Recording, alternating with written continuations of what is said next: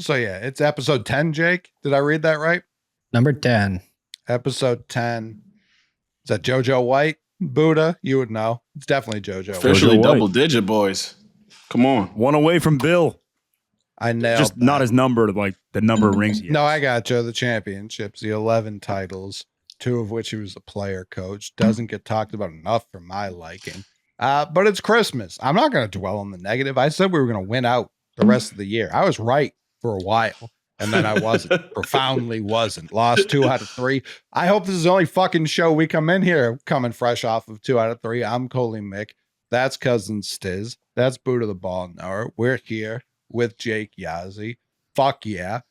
Powered by Underdog Fantasy, the _1 application on your phone. I'm not even going to say sports application. I'm not going to say fantasy application. None of that. Just the _1 application on your iPhone. If you're not using an iPhone, I don't know what you're doing. I tried it for a little bit. Wasn't for me.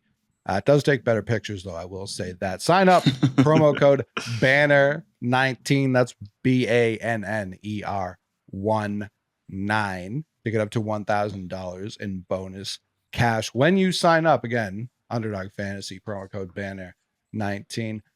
Yeah, I'm banged up, boys. I'm not gonna lie to you. I've been on the sauce. It's 10:51 Eastern Standard Time, December 23rd. We're 2 days out from Christmas. Merry Christmas to you and yours. We're saying it again. No more happy holidays, which was never an offensive term, but some people acted like it was the biggest slur in the country. Like I said, I'm banged up. I need the fellas to carry me here. I'm hosting the show. I'm guiding the boat. We're heading right for the iceberg. I'm telling you that right now.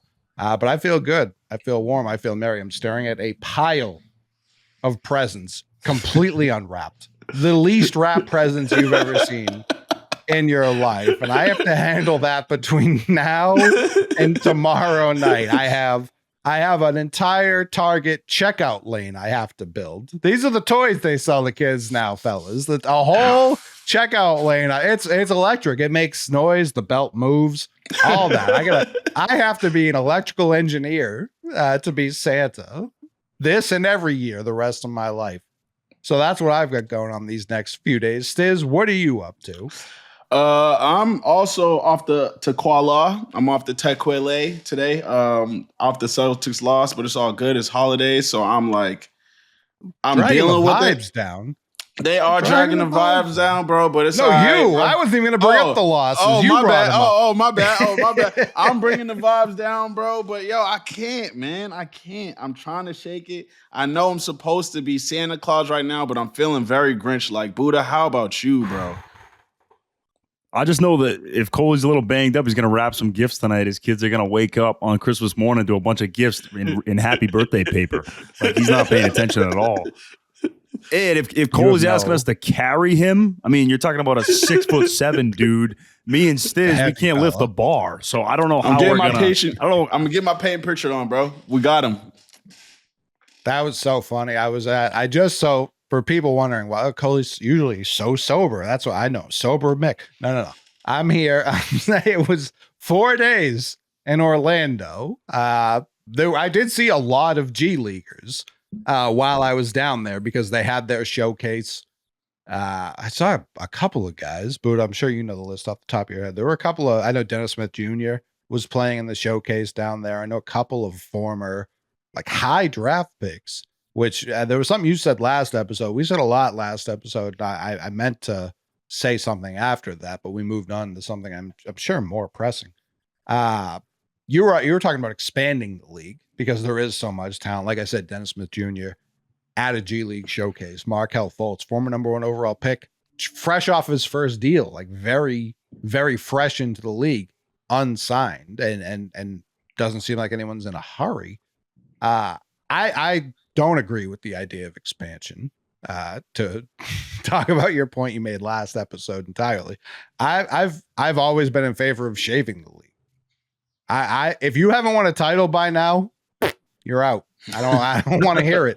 I don't want to hear it. You've had enough time. You're out. Go ahead. I just ask the question? Let's say they had to shave 2 teams from the 30. Who would be the first 2 teams to go? Utah Jazz 1, bang, out. Stiz, go. cool. I'm down with. I'm down, but I just want. See, the thing with me is, I really want a Supersonics jersey. So if we could take 3 teams out and then replace one, fellas,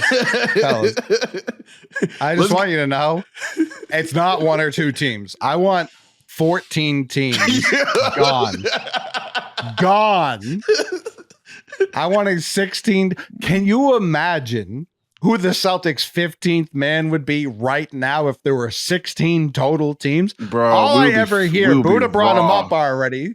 Buddha already brought him up, so let's talk about him. Every time I hear about Bill Russell's 11 rings not counting, they're like, oh, there were only 8 teams in the league. Can you imagine right now if there were 8 teams in the league? No one would give a fuck if Joel Embiid were hurt right now, because backup would be Porzingis would be his backup. That's a fact. It wouldn't matter at all. We have too many teams. I don't want to hear about expansion. That waters down the league.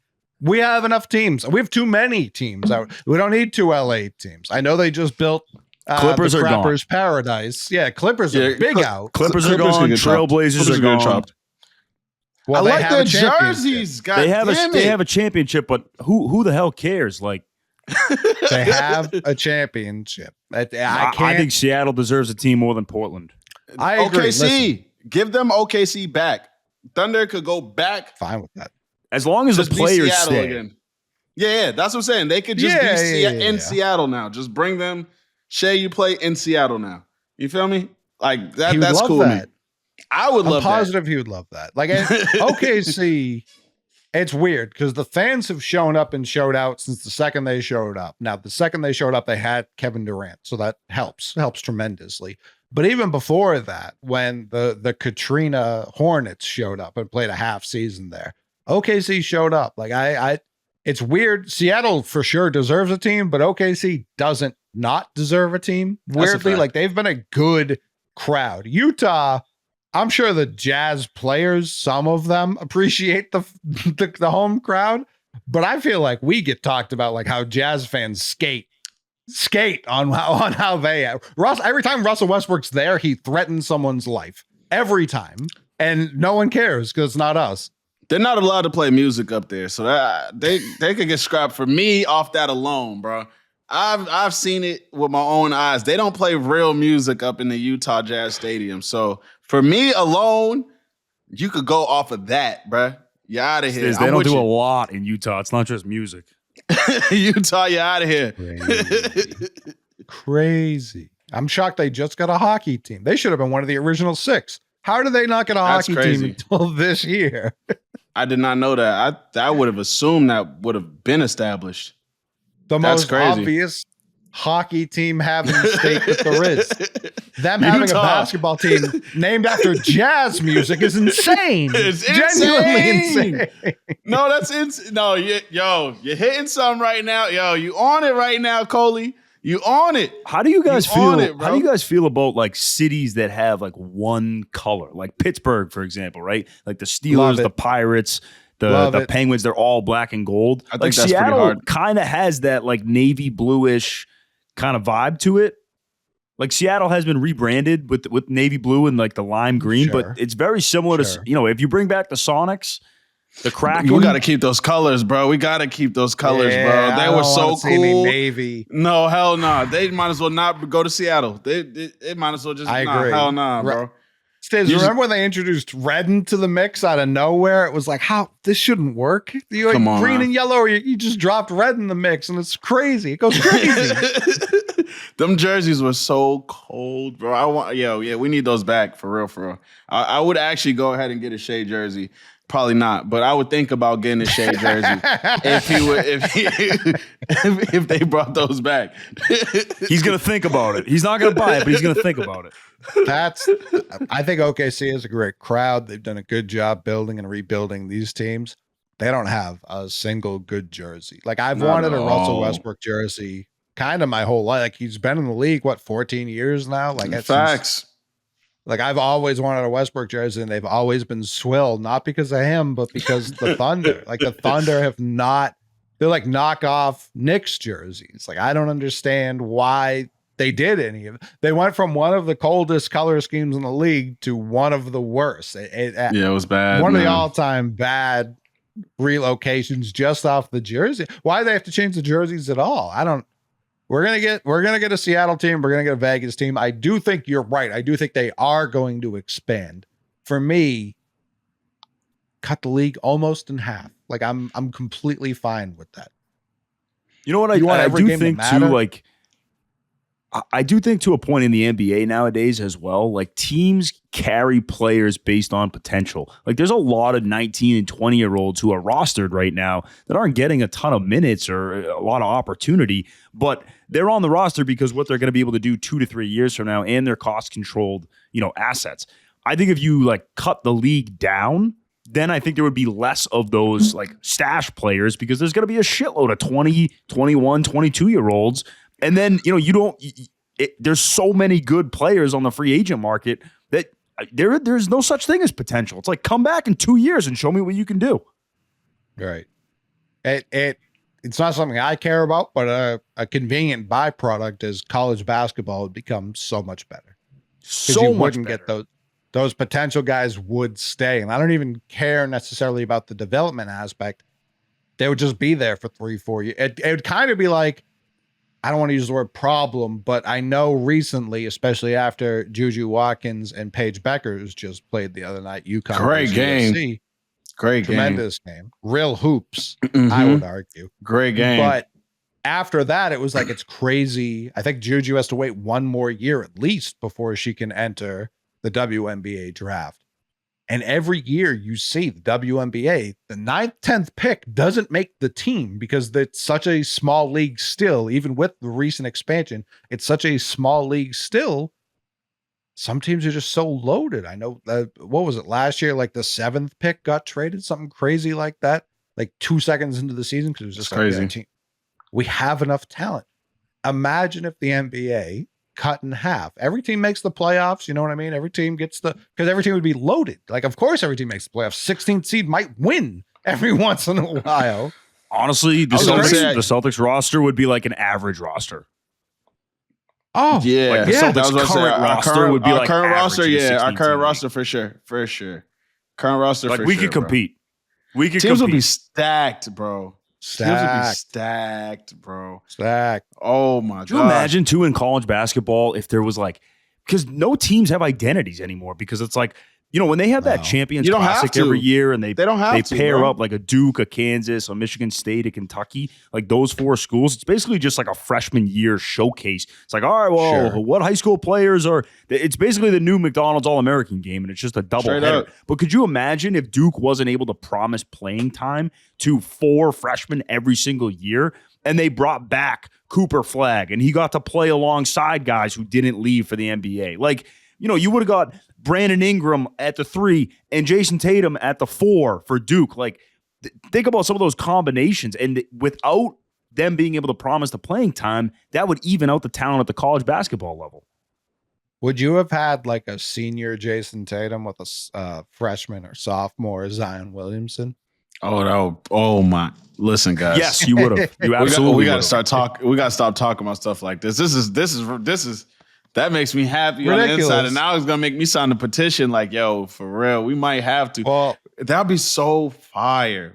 But I doubt it ever would happen. But that would be so hard, bro. Like, yo, because teams would have no choice, bro. I mean, well, I think the other thing about college basketball too is that the thing about college basketball at this point now too is that the regular season has been devalued so much. Like. Let me ask you something. Who won the Big Ten tournament last year? No idea. Who won the Big Ten regular season? The Big 12. It doesn't fucking matter. You know what I mean? Like it doesn't matter who wins the conference tournaments. As long as you get in the dance and you get a ticket, as long as you're there, then you're okay. But regular season college basketball, that's a problem. Especially when you got to watch Syracuse. I will say I'm not a college sports fan. Anyone who's heard me on any other program other than this has already heard me proclaim this and rip it apart a million different times by now. I haven't said it on here. We made it to double-digit episodes before I shit on college sports. I did go to a Syracuse game when I was a senior in high school because I applied to and got into Syracuse. You're not the only one on this program, Buddha, who got an acceptance letter. You probably got into like the good school, dude. I was in the fucking basement of like the worst building. Like that was my major. It was like, dude, this is not Syracuse. The reason I didn't go to Syracuse is because Newhouse rejected me. I got into the school, but Newhouse said no. Look at me now, assholes. I went to a home game while I was there for my senior visit, and the whole stand up before the first basket thing. I fucking hate. I hate everything college sports bring to the table. I hate all of the kitschiness. I hate all the traditions. The only people I do like that do it is Grand Canyon. Because they are insane people. I appreciate people who go to sports to also do drugs. Like that's my kind of beat. That's my speed right there. So Grand Canyon, I love. Everyone else, fuck off. I can't stand it. But Syracuse was cool. I like Syracuse, even if people hate Jim Boeheim for playing zone and not adjusting and all that. I'm excited for Kyan to go there. That's going to be legitimately cool. Me too. Yeah, he's visiting against the Wake. We play Wake Forest in a couple weeks, and he's going to be on campus. I don't exactly know how it works with like signing the letter of intent, and he has signed that. They're also bringing in another 5-star, Sadiq White, who's going to be a really good player. But I think next year, the juice is going to be back in the orange, I would say. That's my hope. The Dome is a really cool place to watch a game. His name is Adrian Autry. He played at Syracuse. Okay. Yeah, I believe he's a good recruiter. I don't really believe in him as a game-to-game coach or like an in-game coach. I turned on we played Maryland on Saturday. I turned the game on. It was like 40-9. And like, I think our roster is good. So I don't really know what the fucking problem is, but we are not even a bubble team. Like we have basically no chance of making it. So it's a really good year to start a Celtics podcast. Do you, Stiz, do you follow college ball at all or no? No, not really. I follow players. I was gonna ask: is Baby Mello and Baby Gil, are they the same age? Is Gil's son and Melo's son, are they the same age? Elijah reclassified, so maybe now, but I know he might be a junior. He might be a rising. I know he reclassified. I don't remember seeing anything about him. I definitely didn't see him in school. Yeah, I didn't hear any school talk with him. So right, that's what I mean. So I think he might have went from sophomore to junior. I don't think he went from junior to senior. Okay. But I was gonna ask. Yeah, I want to see them boys hoop next year for sure. Well, Elijah's cold. Well, here's the thing: we talked about AJ DeBance the last episode, Brockton native, who signed with BYU. What if Buddha someone dropped a 4-year bag? Because I think that is next, especially more so college football. You see, everyone's crying like, "Oh, we only get a guy for a year." I don't know that NIL has the rules and laws written out to the point where you couldn't be like, no, this is a 2-year contract. Like you will be here multiple years. The Tulane quarterback's going to Duke, and I'm pretty sure they set him up $6 million over 2 years. So that was, and I don't know what the opt-outs are like, and I don't know what the rules are on the NIL. But if they could do 4-year college contracts, holy shit, that sport would escalate. That's like game breaking. It would be unbelievable. It would be unbelievable.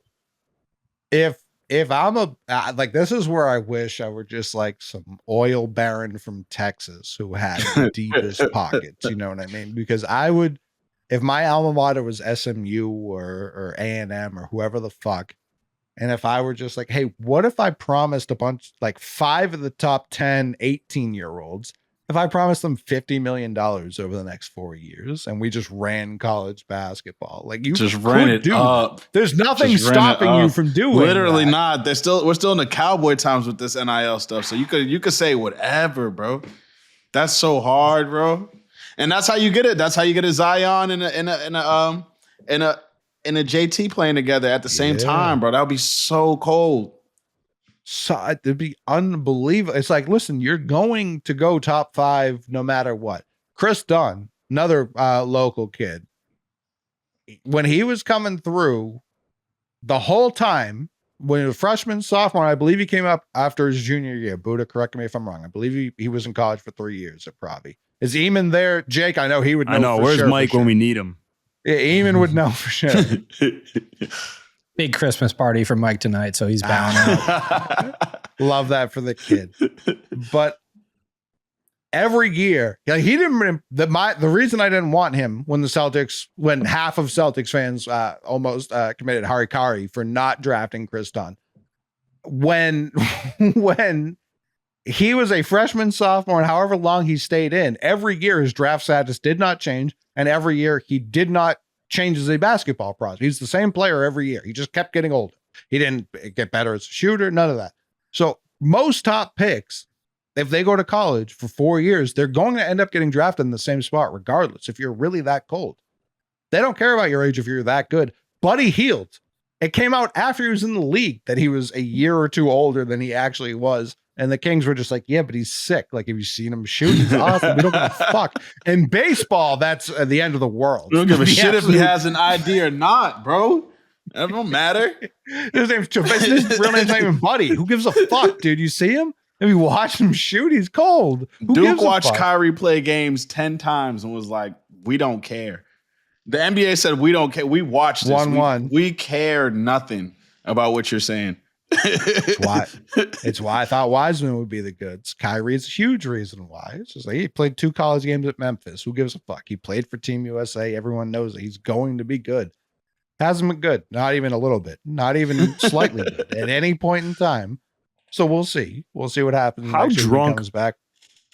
How drunk were the Cavs when they took Anthony Bennett? Like, what did they see? What did, like, you say you? Oh, they saw draft. Kyrie for 10 games. A weird year. They saw Anthony Bennett for a whole year. Like, what? Then it was nice. He's a 6'6" guy. He can't jump. He can't shoot. He's not a good defender. He could dunk it. He was doing power dunks at UNLV. I will push back on that, but he was 6'6". Like, they should have known that wasn't going to translate in the NBA. But that was a weird draft. That was that was kind of like this draft. It was a lot of role players, projected to be role players. We obviously don't know about this draft yet. Projected to be role players that didn't have a necessary lock for 1-1. Like Zachary Reese-Archee's been solid as a rookie from rookie standards for the Hawks this year. He's shown some flashes. He's shown he can do some things. Even if he looks like he reaches his 99th percentile of outcomes, he's going to be a plus role player at best. Some drafts are just weird like that. Can I just debut can I just debut what a Duke lineup would have looked like from 2011 to 2015? You know, Kyrie Irving at the 1, Austin Rivers at the 2, Rodney Hood at the 3, Jabari Parker at the 4, and Jahlil Okafor at the 5. I'm not gonna lie to you. Jones off your bench, Justice Winslow off your bench. That's a boat. Not gonna lie to you. That's a college boat. Justice would start over Rodney Hood. You would. Yeah, you're right. I was reading up the list. I would agree with you. That's fine. Justice, I'm still shocked. Justice is in the league right now. He's a free agent. You could sign Justice Winslow if you wanted. And I think he's like 27. But you want to shrink the league. Yes. Yeah. Danny Ainge was like asking Rick Grossbeck to sell the franchise for Justice Winslow. I was with him. Justice Winslow as a rookie was starting playoff games at center. The reason he fell in the draft was because he was too short, Stiz. He was starting playoff games as a rookie as a center. They said he was too short. And the fucking Charlotte Hornets, who I'll always hate, didn't want to trade him to us because we refused to include the good picks. They took Frank Kaminsky. I like Frank Kaminsky. He's a good guy. Friend of mine. He always thinks I'm trying to get him to say stuff he shouldn't say. It's not true. I just ask good questions that he's not used to.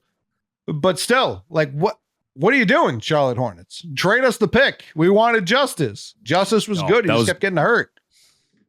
We're okay. The fact that we didn't get Justice Winslow was a blessing in disguise. I think it turned out all right. But Justice was so cold. Justice was so good. Jahlil Okafor got all the credit for that title, and Justice Winslow was doing all the dirty work that got them that title. Tyus Jones was the balls. Friggin' Grayson Allen in the national championship game. He was a stud. Emil Jefferson, who was a Celtics coach at this point, he was a really good player for that team as well. He doesn't get enough credit. He was a great player for that team. It's weird liking Duke players. I don't like it. In my soul, it doesn't sit right. As a Bostonian, go ahead.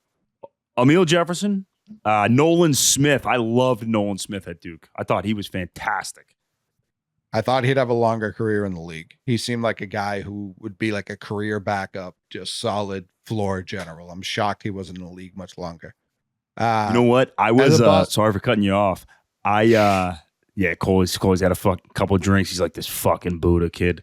I was watching the Memphis game this weekend, and Penny Hardaway is the head coach, but Nolan Smith is the assistant. And Nolan Smith was like, it was like a timeout. Penny Hardaway is like eating a sandwich in the corner. Nolan Smith's the one doing like all the X's and O's. He was like the brains of the organization. Penny Hardaway is the guy who walks in and is like, hey, son, we're going to give you $3 million to come be a Memphis stripes. Tiger.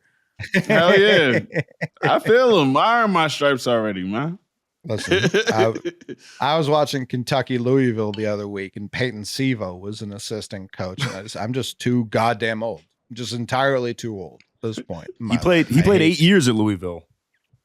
He was. He would be someone who, like the post-COVID NIL years, like you see us more in football than basketball, but you see these like 8th-year guys, and it's just like, what a life. What an absolute life to just be in college. Who's our quarterback? There was a quarterback last weekend who was like a 6-year. He was a 6-year starting quarterback for, I forgot what team it was. They were in the playoffs. I think it was like Indiana. I get tweeted a new 28-year-old quarterback every day. Stiz, like shout out Doug Shinsky, Boston College. They just don't stop. The kids all over NIL, the country. baby. 27. Yeah, the NIL plus the COVID year. You talk about the real stimulus pack. Yeah, bro. If you were a college athlete for any point in time over the last 10 years, you can use that year, and it seems like an unlimited amount of years. Like I don't I don't understand what's going on with how long kids are staying in college. It's outrageous. Genuinely outrageous. But the Celtics lost 2 out of 3. One thing Buddha texted me about earlier, and I didn't respond for a specific reason, Buddha. If I had responded, I would have forgotten to brought it up. But since I didn't respond, it stays in my notifications, and I see it all Good day. save. And I go, bring this up on the show, bring this up on the show. Good save. Good save. Hope in the future you notice that. Right now, I can understand you just like, this fucking dickhead won't text me back. But there's a Mavs fan on the internet. Ooh, I like this already. I don't know has ever watched a basketball game in their life. Like, I like this more now. There's a lot of trolls that I see every day, and I ignore most of them. But as a true Celtic, I'm not just trying to jack tough shots. I don't need a hand in my face to get a shot up. I'll take the easy dunk every now and then. I'm not better than anyone. I will take, you lob it up there for me. There's a couple I'll just let sail out of bounds, run back on defense. Sometimes I will two-hand hammer it on somebody. And that's a person I've seen plenty of times across my timeline just say the most obtuse and erroneous things about my Boston Celtics, and I let it slide, Buddha. I just let it, you know what, have that opinion. It doesn't affect me zero. But there's been a narrative about the Celtics the last 2 years that we just like refuse to take twos. We just won't do it, Stiz. Mm-hmm. We won't. We shoot 110 threes a game, and that's it. And this person said they studied the tape, Buddha. They've been deep in the lab studying the Celtics tape, saying, listen, this Jason Tatum, he just isn't what you say. What are they going to do? Leave someone wide open, Stiz? What are they just going to, they're going to double, triple team Tatum and just leave one of Drew Holiday, Derek White, Kristaps Porzingis, Al Horford, Jaylen Brown, Peyton Pritchard, Sam Hauser, just going to leave one of those guys wide. That's what I'm to believe. If Jason Tatum's on the floor, they're going to leave one of these guys open. Yeah, happens every fucking game. Jason Tatum draws more eyes than anyone I see. Giannis obviously is up there. Embiid doesn't draw as many eyes as Tatum because what the fuck are you going to do? He's 7'3". It doesn't even matter. Jokic. He also doesn't play. Top the key. Right. That's a different issue. I'm talking even just over the last couple of years. Jason Tatum, there's game after game after game, you can see 4-5 sets of eyes. I'm talking 8 to 10 eyes, somewhere in that range, are fixated on Jason Tatum anytime he has the ball. Whether you like it or not, and most people choose the and not, he's one of the 3 best basketball players in the world right now. I don't care where you are. Jason Tatum is colder than you. There isn't a lot of people I can point at and say, no doubt, they're better than Jason Tatum. There's Nikola Jokic. After that, I feel like I have a pretty good argument against anyone in the world right now. Michael Jordan, kind of old. That's the only issue I have with him in this argument.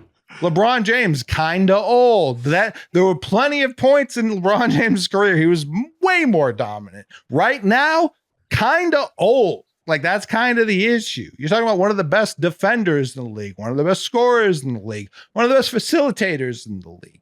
I don't really care what you want to talk about. Jason Tatum's in that conversation, and that pisses people off, especially Mavs fans who keep telling me Tatum played terrible in a series. He led the Celtics in points, rebounds, assists, blocks, all of it. He led them in every category you could lead him in. That's happened, 5 times, Buddha, in the history of the sport?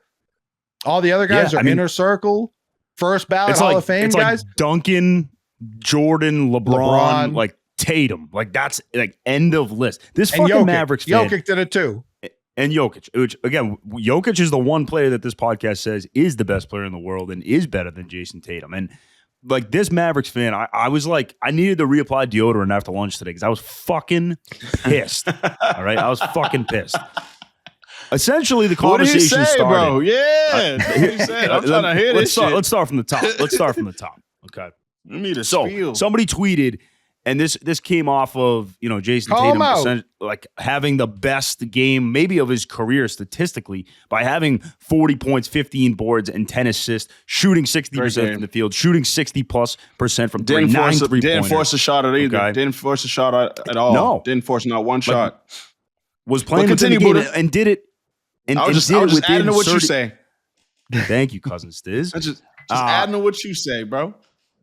He did it in only 36 minutes, okay? So he's scoring more than 1 point a minute. Now, this Celtics fan came out and said, look, Jason Tatum is the closest player in the NBA to LeBron James, which I do want to come back to. This Mavericks fan got all up in arms and said that the Celtics won in spite of Tatum. Like, they won, like, he was that bad that the Celtics won in spite of him. And he called him a lackluster defender. But then I go on his Twitter and I'm looking at his Luka Doncic commentary. He called Luka Doncic the best point guard in the history of the NBA. Listen, but Tatum is a lackluster defender. Right, bro. Let me tell you something. The best point guard in the history of the world is not fat, out of shape, and fouls out in the NBA Finals, the biggest game of his life. Buddha. Oh, let's my leave the goodness. fat and out of shape out of this, all right? Buddha, listen. I'm not playing point guard for the Mavericks. If I was, I'd be in shape. Listen, bro.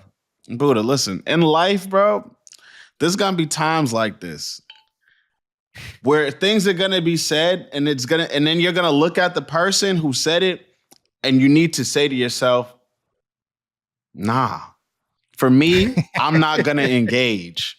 You get what I'm saying? As soon as you read the sentence, Luka Doncic is the greatest point guard of all time, you should have then said, maybe I'm going to just block this guy and go have lunch. That should have been the next thought from you. No engagement when you see things like this. You feel me, Buddha? Because then, bro, we just going to get worked up over nothing all the time. Oh, my goodness. All the time, bro. Listen, it was the best workout I had all week. The Dallas Mavericks got a gentleman's sweep in spite of the way Luka Doncic was playing, all right? We could have got them out of there earlier. All right? They got, you feel me? In spite of his play, they got that gentleman's sweep going. So I don't know, bro. I don't know. Just disengage from those type of conversations, bro. You like, especially on a great night like that. The night we had in Chicago was a great night, bro. Say those stats for me one more time. 40 points, 15 boards, 10 assists. He did it in 36 minutes, and he shot 60% from both field goal and 3-point.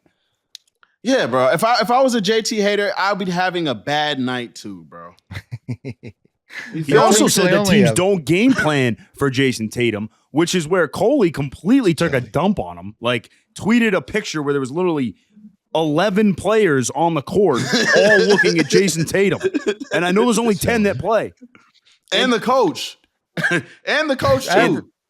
And the coach. The other thing, the last thing about this interaction that just like completely pissed me off was when somebody would tweet back at him legitimate information, he would just say, "You don't know ball. I watched the film."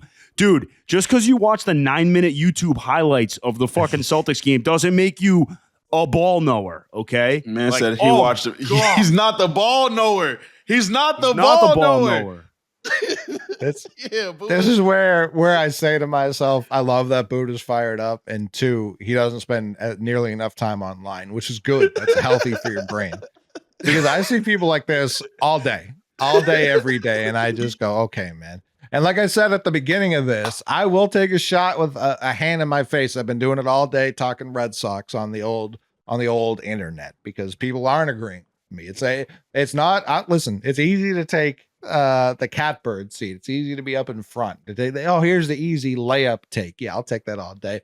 The shot with two guys in your face over in traffic. Yeah, that's a shot I live for. But someone like this is at Kyrie Mavs, by the way. I don't want anyone to think like, oh, we're not going to say, oh, his name. We're afraid of it. No, I don't give a fuck, dude. I don't give a fuck about any of these people. I just don't know his name. They don't have legs. No, I don't know people's names either, but you see enough people enough to just know the type of words they're saying. And anyone out there who truly believes Jayson Tatum teams aren't preparing for them, if they don't, you just know they're not watching any of the games. You know, they haven't watched anything. They don't know anything. Like people like this exist by the thousands. Shout out Jeff T, the real JT. Shout out JT, because he went out today and he did the first thing I saw other than a true Celtics fan in media, and their show is huge. I think it's Club 520. Again, I'm banged up right now, so if I got the name wrong, I don't need B-Head. You're doing great. You're doing great, Coley. You're doing great. Keep killing. I don't want to listen. I don't want to get their name of their show wrong, because B-Head will come for me, and I don't need that. I don't need that in my life. But Jeff Teague today, maybe it was yesterday, I saw the clip today, said, I've got JT over Tatum. Or excuse me, I've got JT over Luka. I wasn't doing great, Stiz. He got JT over Luka. And they've become a big enough show where that counts as leading media. Everyone else would put Luka ahead of Jayson Tatum, even though they just played in the finals last year. And it, like Stiz just said, wasn't particularly close. Should have been a sweep, but the boys wanted to win it at home. They said, we're up 3-0. You guys can have game 4. You can give your it was in fans something to spite. dream It was about. in spite of Luka. They still got that gentleman sweep. In spite of him. He was, and every Celtics fan I talk to will tell you, Luka's cold. Luka's unbelievable. Genuinely great player. Insane he went as low in that draft as he did. Even if I didn't, I wanted to quell some of those like Hall of Fame projections onto him, because I just don't think that's fair to put onto an 18-year-old. He's been unbelievable. Him laughing in Devin Booker's face. Game 7 in Phoenix. Cold. Like the boys. Talk shit. Incredible. Hit a shot in your face. Talk shit, bro. Yeah. He scares me when there's 2 minutes left in the game. He really is. Of course. He's put the really Celtics that. out in regular season games multiple times, in games we should have won handedly, and he won by himself. They were all in the regular season. They didn't count for a ring or anything like that, but it's happened nevertheless. Luka's cold. Mavs fans and the rest of the league have a huge problem being like, the Celtics are just nice. And I fucking love it. I love it so much. You know why? Because they thought our winning as a city was over. The second Brady went to Tampa, they said, fucking finally, it's done with. We don't have to hear from that city up there who put on the most dominant 20-year stretch we've ever seen in the history of professional sports across all 4 of them bitches. Not 1, not 2, all 4 of them. You're talking multiple trips to the championship and multiple rings for all of them except for the Bruins, who very much feel a lot of shame for. Everyone else was stacking them up. And the second Brady left, you know what happened? Jayson Tatum entered year fucking 2, and he's been cooking even before that. So yeah, I understand why the rest of the country is just like, we really hate this team. And shout out Kofi, one of the great creators out there. I don't want to even pigeonhole him to one thing, because he does Twitch, he does YouTube. Nah, he kills it. He does everything. Yeah. Mm-hmm. Does fucking everything. He's everywhere. People have been talking about the Tim Duncan era Spurs a lot lately, being like, man, why doesn't anyone play like this? And him, for having as large of a platform as he does, was like, yeah, there's a team that does that. You just don't. It's us, like bro. It's us, bro. It's People us, don't bro. like the It's answer. us. You want to complain us, about bro. modern basketball, you're not watching the top of the league. That You same fucking team that idiot. y'all glaze, that same Spurs team that y'all sit here and say is that squad of the decades and this and that, bro. We're watching it in real time happen again. It's just you don't like the guys that it's happening with, and that's okay. I'm okay with that. And it's bro, because when the Spurs were playing, bro, I was a Kobe fan and I hated that shit. So I get it, bro. I get it. You know what I'm saying? Like I get but bro, it's happening at the same time, bro. This is great basketball. It's not what everybody's saying, bro. And JT is not gonna stop being great, bro. And I think that's what stresses people out. Is that he gets better. He becomes a better basketball player. And I don't even mean like statistically wise. He just gets smarter every single year. He finds out how to become a better player. Him and JB figured it out, bro. Like they have figured out like, yo, I'm kind of like, it's almost like I'm gonna choose these shots that are deadly and try to kill these teams. I'm gonna demoralize these teams. Like with my shot selection, and that's what JT does. And JB is on some like, bro, I'm gonna just bully these guys. I'm gonna take their hearts out of it. You feel me? If all else fails, we're gonna take their hearts out of it. And I saw that last year, all year, and it was like what we got criticized on, and we won a championship. And now I see more teams trying to adopt that lifestyle and try to adopt the way that we play. And that's how we end up beating them, bro. We trick them into doing what we do best. That's how we play ball, bro. You know, and it came from years of hardship, bro. Like years of that failure and shit like that, bro. JB and JT, man, those are my guys. They figured it out. JT is one of the top 3 this year, bro, in all of basketball, period, man. And it's time we give this kid his flowers, bro. He's only 27 now? Just a fresh 27? Like, what are we talking about, bro? He's that, man. He's going down in the Hall of Fame, bro. Well, you're watching new Spurs ball, but it's really Zula ball, bro, all over again. This is beautiful, bro. He's never going to get the individual accolades that he deserves. Like, he's never going to get 5 MVPs. Oh, I know that. That's an outrageous number, but like I think he will retire with 0 MVPs just because of the team that he plays on. He's going to get discredited for that, and that sucks. Where Luka Doncic might retire with 3 or 4 MVPs, but I don't know if he'll win. I don't. Definitely won't win. His best shot, you know what's crazy? His best shot of winning is this year, but he won't win because of how good of our team is. Like his best shot of winning probably will be this year, bro. But they're gonna run into us. You know what I'm saying? And I don't see in a 7-game series us losing to anybody. And I'm not saying that because I'm a Celtics fan. It's just the way that we play ball, bro.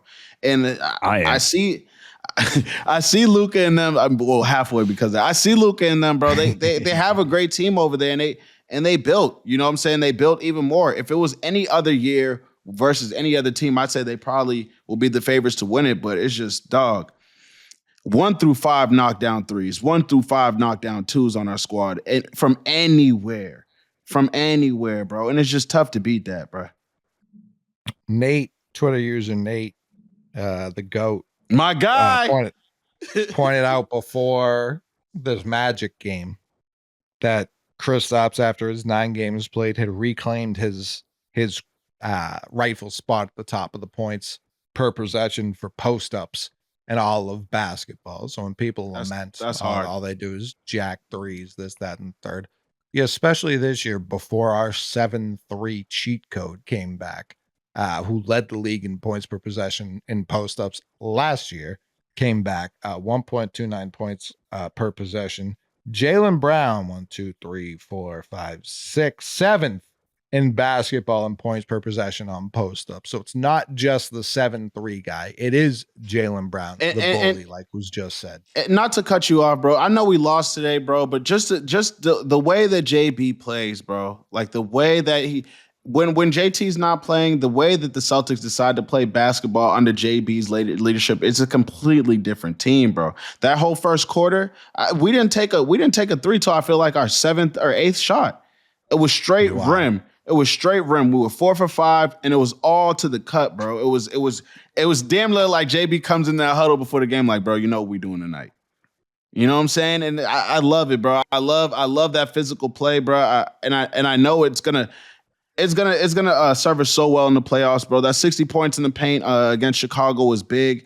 That was one of those things I was fearing. Our last episode was just what we were doing in the paint, and it seems in these last 2 games, we lost this last one, but it seemed in the last 2 games we really figured out the points in the paint situation.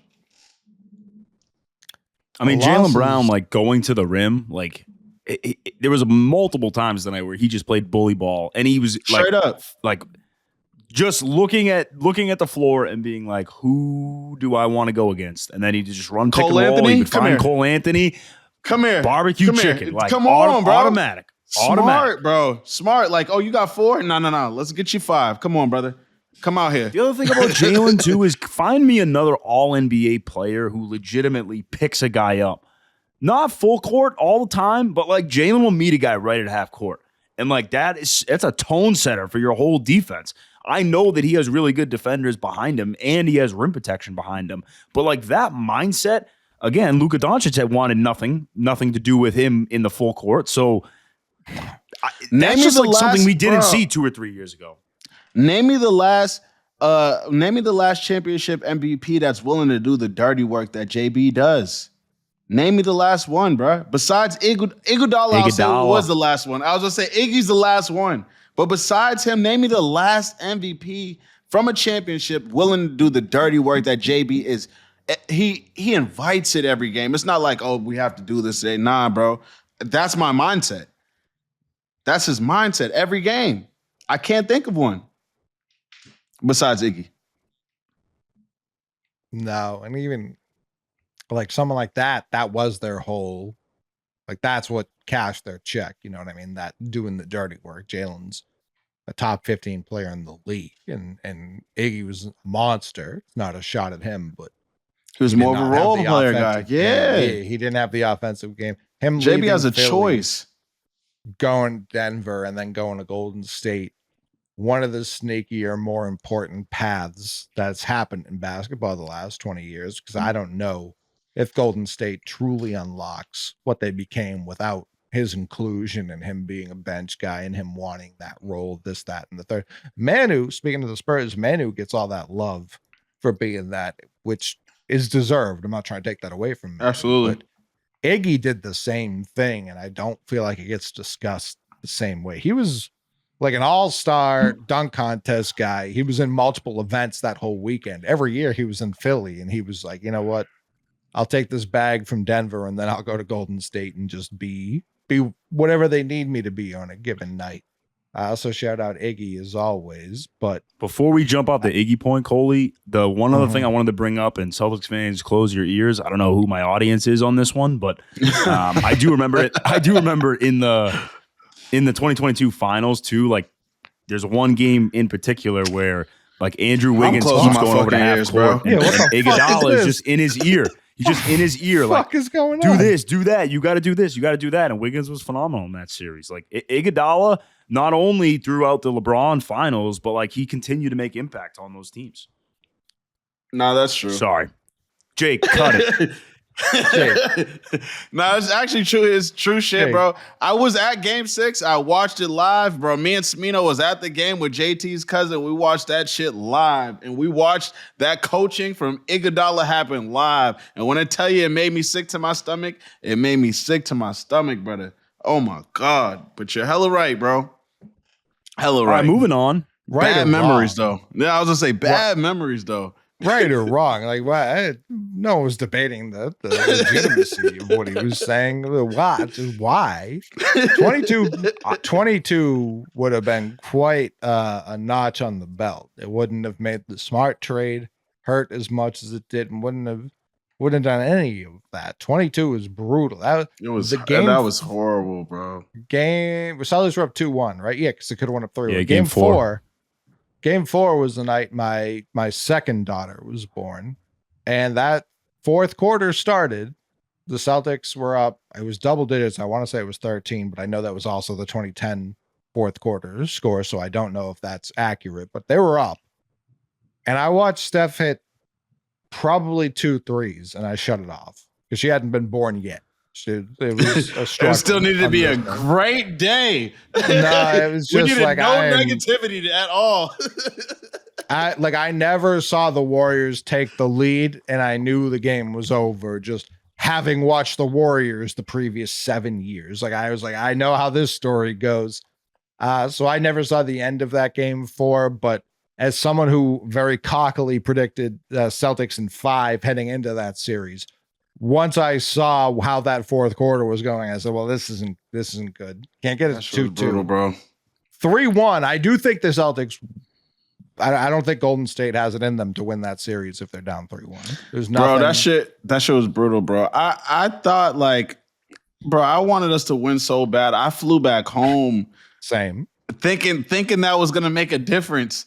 Thinking that my just like, yo, they need my energy. The Celtics just need me around. Oh, Buddha, why you do that, man? Come on. Yeah, Socks on Walker Bueller today, fellas. Greg May looked pretty good on Sunday. I need to get off this topic. And my bad because I fucking brought it up, so I'm guilty. They signed Walker Bueller today.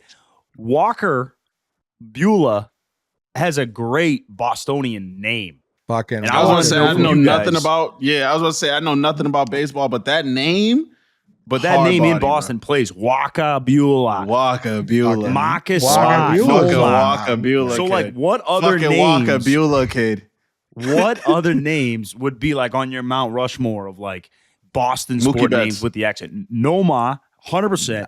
Marcus Nomar Garcia Para. No, Marcus Smart. This Celtics team really doesn't have a good one. Like Hauser, kind of. The But Celtics like, team? No. No, we don't.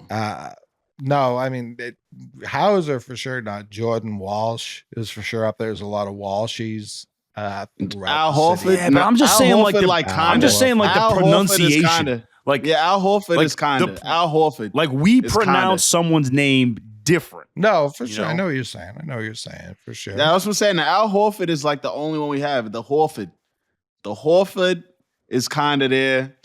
But besides that, yeah, we don't have any more heavy hitters. We don't have the smarts. We don't got the goods anymore when it comes to that. Kata's not terrible. Nemus Kata. Is it Nemi? Kata. Is it Nemi or Nemus? Is this first? I think it technically Nemeas. I'm not gonna get this right. No, I'm never gonna get that right. Yeah, it's just gonna be Nemi. And Kata.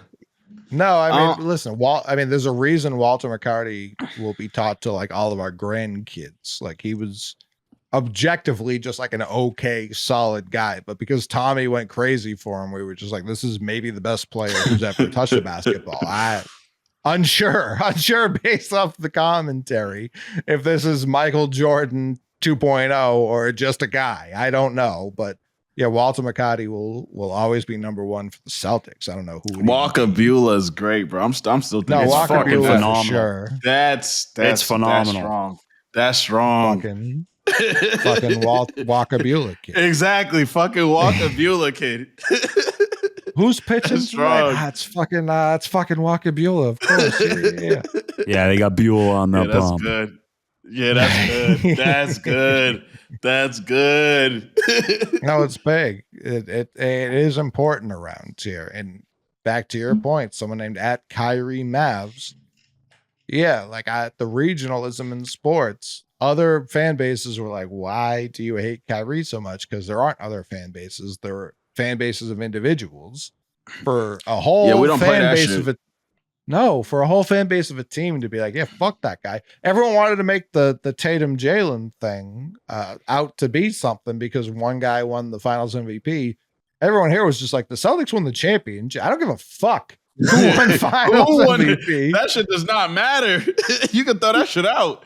You see the banners? You That's see what I'm talking about. Yeah. That's what we care about. Cedric Maxwell won Finals MVP over Larry Bird. Don't give a fuck. No, That doesn't affect Larry Bird's legacy at all.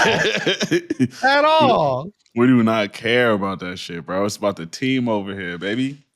But if you want to compare us to the Duncan era Spurs, A, thank you. B, everyone hated that. Like, I've seen a lot of revisionist history about the Duncan era Spurs, where they were like this beloved team for how they perfected basketball. People hated the Spurs, not because they were so dominant, but because they were boring. They were boring. That was why people hated it. Tim Duncan would get his 27 and 12 every night. And he'd throw it off the backboard. Like, yes, the perfect shot is throw it off the top left corner when I'm on the left elbow. And everyone was like, oh, that KG is much cooler. I don't care that he gets bounced in the first round every year in Minnesota. Like, he's just cooler because he yells and he's got passion. He plays defense and this, that, and the third. Tim Dirk Duncan was cooler. Like, well, yes and no. Dirk was cool. And then he was, I made this point before too. Before Dirk won, he was viewed as one of the largest choke artists in all of sports. That's a fact. But that run was crazy. That run was crazy, though. Crazy. I've never seen a run like that ever, bro. He took down the juggernauts. The juggernaut. That team was also perfectly built, like perfectly built, right? Yeah, but he carried that. He carried, bro. He carried. Yeah, but Jason Terry was hot as a pistol against the Heat. Tyson Chandler, JT off the bench was crazy. Dirk can't be Dirk unless he has a guy like Tyson Chandler on his back line. And Tyson Chandler was freaking a stud. True. When he left to go to New York, the Mavs were never the same. No, Dirk was so good. Dirk was so good offensively. They was just like, bro, the team was just like, bro, we're just going to get a bunch of guys who play defense because we don't care. We get one guy who could shoot as a 6-man and just put defense around him because he's so good offensively. It doesn't matter, bro. I think people thought Chris Bosh was good at basketball until they saw him go against Dirk. And they're like, oh, Dirk was cold, yeah, bro. He kind of sucks. Dirk was the first person, player I didn't like who made me like them because they were that good. Like, he was the first person who did that to me. I was not a Dirk fan. And then that championship run, I was like, bro, you can't hate on this. You just can't, bro. No. You just can't hate on that, bro. Crazy. That was crazy. They all stepped up in 11. Deshaun Stevenson. Straight up, bro. Everyone. That was like real team effort. They rallied. They really rallied behind Dirk. Like, it felt like they wanted to win that shit for him. That shit was fire. Do you remember when Deshaun Stevenson and Drew Gooden had a bet on who would keep their beard longer? Have I already said that on the pod? No, that's fine. I guess I haven't. No. Yeah, they had a bet, dude. Like, Drew Gooden is like, it's down here. And Deshaun Stevenson, same thing. They wouldn't shave it. That's hard, bro.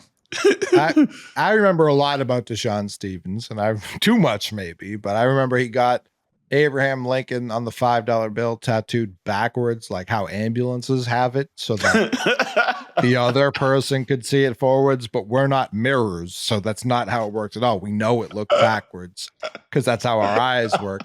I also remember, I believe it was Skip Bayless. Someone wrote a preview of him coming out of high school, and they were like, here's Michael Jordan 2.0. And hard to say they were wrong. Deshaun Stevenson ruled. I loved everything about Deshaun Stevenson. But yeah. Can we just do a weekly Deshaun Stevenson fact? Sure. Just toss it to Coley for a Deshaun Stevenson fact? Completely fine with that. Deshaun Stevenson, Josh Howard, Marquise Daniels. Josh Howard was Josh Howard. I was going to say Josh Howard. That's a name, bro. Josh Howard. That's a name, bro. The 2000s Mavs, I don't feel like they had a lot of continuity year to year outside of Dirk, like that Eric Dampier would show up. Like they were constantly another name, bro. What a name, dude. Floating people in and out. And that's like, again, going back to the NIL conversation, Cuban, how he's handled an NBA team is how I imagine I would do it. You know what I mean? Facts, bro. Same way, bro. Taking shots pregame. Check, bro. Check, and I'm sending the check, and I'm sitting down at the floor getting hammered every night. Turn it up, bro. What? That would be, bro, in everybody's jersey, bro. What? Mark Cuban got to figure it out. That's how owners should be. Every owner should be like Mark Cuban or the guy from the Clippers who was turned up out the toilets. Balmer goes particularly crazy. 1,000 toilets. The whole world needed to know about that. That was so hard. He said, I just love the Kawhi PG press conference, and he's like, "It's pretty freaking cool. It's pretty freaking cool." Yeah, see, that's what I'm saying. That's how owners are supposed to be. Pretty freaking cool. He is the most unathletic clap I've ever seen, dude. When he claps, he's like missing his hands. It's like he said you won't miss a second of Clippers basketball waiting in a line to go to the bathroom. Is there any room on the Celtics staff anywhere? He can't be an owner, but he could He can do something. He can do something over here, bro. The energy is necessary, bro. Yeah, he can fund the team. Nah, bro, we're good, bro. Say, We got Wick City. Wick is like if Cuban just like calmed down a little bit. Wick does live and die off every game, and all of our ownership does. Like we've had multiple owners like nearly get texts this season because of how into the games they are, which I appreciate, and I think that's why so many people were like worried about the potential sale, which they keep pushing off for reasons. We'll see how that filibuster, baby, filibuster. But yeah, I do appreciate Wick just being like, yeah, we're just fielding offers, you know. We're just gonna fielding offers, baby. It's not like people are lined up at the door, like, yeah, here's $5.5 billion. I got it ready to go. Like, don't cash it till Tuesday. Like, how many people can possibly buy the team? It's not a huge. Hopefully, it keeps to keep the team. Is it is Sully? That doesn't want any thing to do with the team anymore. No, it's Wick's dad who's technically. Yeah. So I thought it was my man Sully.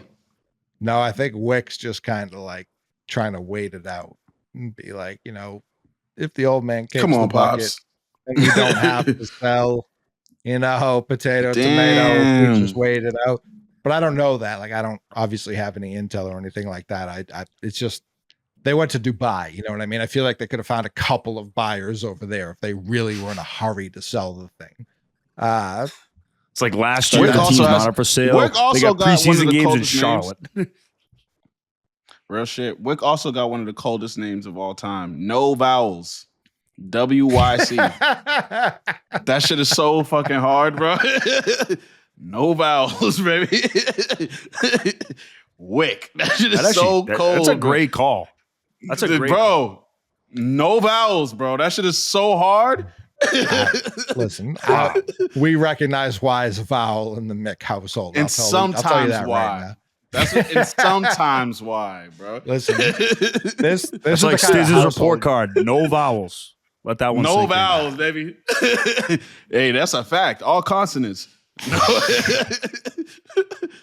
This is the kind of household I grew up in. You ready for this? My father used to tell me it's not just Y. W is also sometimes a vowel. See? And I said, let's calm it down. That's my kind of household. I would have just been making shit up too. He's not wrong. It's W. U is a vowel. W is two U's. It is a vowel. Yeah, see? Bro, mine just got mind blown in real time. My father wasn't fucking crazy. I'm the only sober one and it still hasn't sunk in. No, his dad's Socrates. His dad's Socrates. W? My bad. That's a whole nother thing. My bad. Yeah, no, it's a bar and a half. Listen, he went to Boston. We'll talk Latin. off stream about that one. That one's bar. Yeah. That was a bar, bro. Like Stiz, you gotta throw that in a song or something. Like I got you, bro. That was a bar. If you're recording tonight, like we're gonna have to. Yes, after all 10 of these, I would have been shocked if he wasn't recording after this. Which I would like to talk about that at some point. The whole recording, all that process, because when the user, whenever y'all ready, bro. Whenever y'all ready. As soon as we get this, when we get the updated setups, guys, you feel me? When we get our updated shebangas, I got y'all, bro. I'll get the whole rundown. I'll put my mic behind me. I'll put my mic behind me. Yep. Well, shout out Dean.